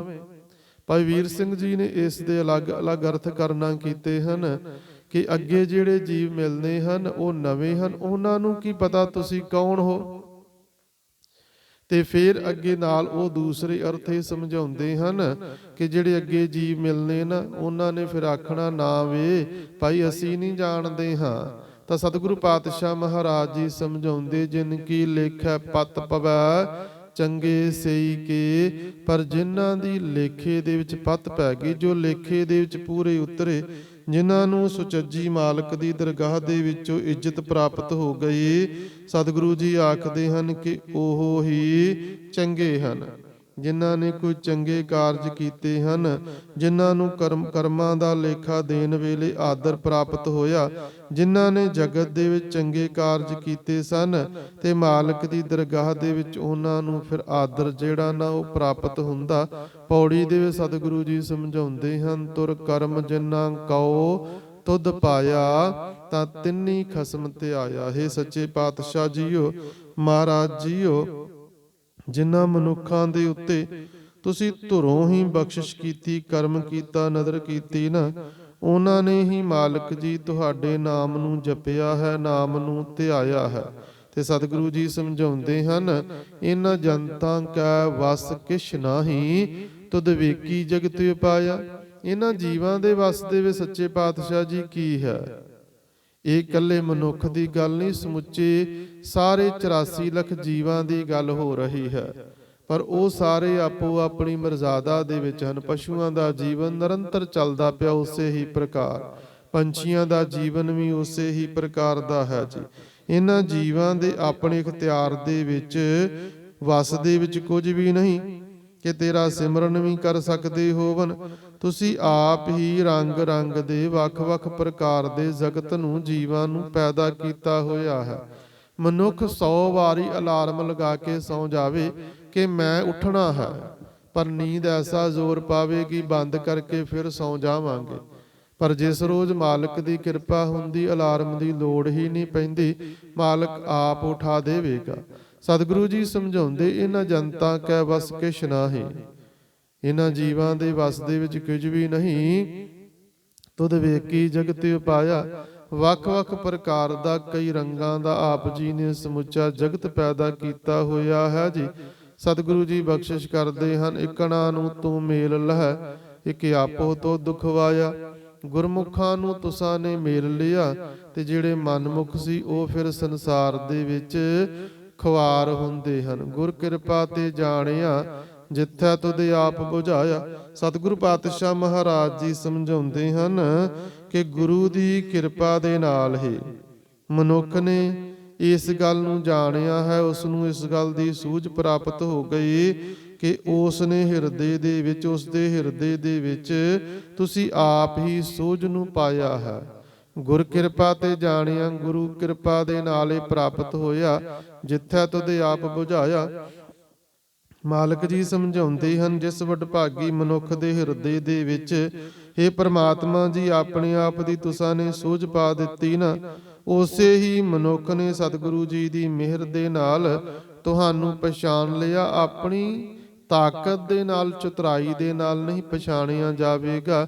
ਸਹਿਜੇ ਹੀ ਸੱਚ ਸਮਾਇਆ। ਸਤਿਗੁਰੂ ਪਾਤਸ਼ਾਹ ਮਹਾਰਾਜ ਜੀ ਸਮਝਾਉਂਦੇ ਹਨ ਤੇ ਉਹ ਸਹਿਜ ਸੁਭਾਅ ਹੀ ਆਪਣੇ ਅਸਲ ਦੇ ਵਿੱਚ, ਮੂਲ ਦੇ ਵਿੱਚ, ਪਰਮਾਤਮਾ ਦੇ ਵਿੱਚ ਇੱਕ ਹੋ ਜਾਵੇਗਾ, ਉਸ ਦੇ ਵਿੱਚ ਸਮਾ ਜਾਵੇਗਾ। ਸਤਿਗੁਰੂ ਜੀ ਨੇ ਸਮਝਾ ਦਿੱਤਾ। ਕੂੜ ਤੋਂ ਸਤਿਗੁਰੂ ਜੀ ਆਰੰਭ ਕਰਦੇ ਹਨ ਕਿ ਸੱਚ ਦਾ ਤਾਂ ਮਾਨੋ ਕਾਲ ਪੈ ਗਿਆ। ਹਰੇਕ ਜੀਵ ਦਾ ਸਤਿਗੁਰੂ ਜੀ ਨੇ ਸੁਭਾਅ ਦੱਸਿਆ ਤੇ ਫਿਰ ਮਾਲਕ ਜੀ ਸਮਝਾਉਂਦੇ ਹਨ ਕਿ ਭਾਈ ਜਨਤਾ ਦੇ, ਜੀਵਾਂ ਦੇ ਵਾਸਤੇ ਵਿੱਚ ਵੀ ਕੁਝ ਨਹੀਂ, ਇਹ ਤਾਂ ਮਾਲਕ ਜੀ ਜਿਵੇਂ ਤੋਰਦੇ ਹਨ ਉਸੇ ਪ੍ਰਕਾਰ ਹੀ ਸਮੁੱਚਾ ਜਗਤ ਚੱਲਦਾ ਪਿਆ। ਕਿਉਂਕਿ ਸਭਨੀ ਛਾਲਾਂ ਮਾਰੀਆਂ ਕਰਤਾ ਕਰੇ ਸੋ ਹੋਏ। ਯਤਨ ਸਾਰੇ ਕਰਦੇ ਹਨ, ਪਰ ਜਿਵੇਂ ਮਨੁੱਖ, ਜਿਵੇਂ ਪਰਮਾਤਮਾ ਨੂੰ ਭਾਉਂਦਾ ਨਾ, ਜਿਵੇਂ ਉਸਨੇ ਚਿਤਵਿਆ ਹੋਇਆ ਹੈ, ਉਸੇ ਹੀ ਪ੍ਰਕਾਰ ਸਾਰੇ ਕਾਰਜ ਹੁੰਦੇ ਹਨ। ਸਤਿਗੁਰੂ ਪਾਤਸ਼ਾਹ ਮਹਾਰਾਜ ਜੀ ਦੇ ਚਰਨਾਂ ਦੇ ਵਿੱਚ ਅਰਦਾਸ ਕੀਤੀ ਜਾਵੇ, ਸੱਚੇ ਪਾਤਸ਼ਾਹ ਜੀ ਨਾਮ ਬਾਣੀ ਦੀ ਬਖਸ਼ਿਸ਼ ਕਰੋ, ਬਾਣੀ ਤੇ ਬਾਣੀ ਦੇ ਨਾਲ ਜੋੜੋ। ਅੰਮ੍ਰਿਤ ਵੇਲੇ ਦੀ ਦਾਤ ਬਖਸ਼ਿਸ਼ ਕਰੋ, ਅੰਮ੍ਰਿਤ ਵੇਲੇ ਦੀ ਸੰਭਾਲ ਕਰ ਸਕਦੇ ਹੋਈਏ, ਤਾਂ ਕਿ ਸੰਸਾਰ ਤੇ ਆਇਆ ਸਾਡਾ ਸਾਰਿਆਂ ਦਾ ਸਫਲਾ ਹੋ ਜਾਵੇ ਜੀ। ਮਾਲਕ ਜੀ ਕਿਰਪਾ ਮਹਿ ਰਹਿਮਤ ਕਰਨ, ਸਮੁੱਚੀਆਂ ਸੰਗਤਾਂ ਦੇ ਸਿਰ ਤੇ ਮਿਹਰ ਭਰਿਆ ਹੱਥ ਰੱਖਣ ਜੀ। ਦਰੋਂ ਕਰੋ ਸਿੱਖੀ ਨਾਮਦਾਨ, ਭਰੋਸਾ ਦਨ ਬਖਸ਼ਿਸ਼ ਕਰਨ। ਪਰਿਵਾਰਾਂ ਦੇ ਵਿੱਚ ਆਪਸੀ ਪਰਸਪਰ ਪਿਆਰ, ਇਤਫਾਕ, ਸਲੂਕ ਦੀ ਦਾਤ ਬਖਸ਼ਿਸ਼ ਕਰਨ ਜੀ। ਸੰਸਾਰ ਦੇ ਭਲੇ ਵਾਸਤੇ, ਆਂਢ ਗੁਆਂਢ ਦੇ ਭਲੇ ਵਾਸਤੇ, ਪਰਿਵਾਰ ਦੇ ਭਲੇ ਵਾਸਤੇ, ਆਪਣੇ ਭਲੇ ਵਾਸਤੇ ਅਰਦਾਸ ਕਰਦਿਆਂ ਹੋਇਆ ਸਾਰੀ ਸੰਗਤ ਉਚਾਰਨ ਕਰੋ ਜੀ। ਨਾਨਕ ਨਾਮ ਚੜ੍ਹਦੀ ਕਲਾ, ਤੇਰੇ ਭਾਣੇ ਸਰਬੱਤ ਦਾ ਭਲਾ।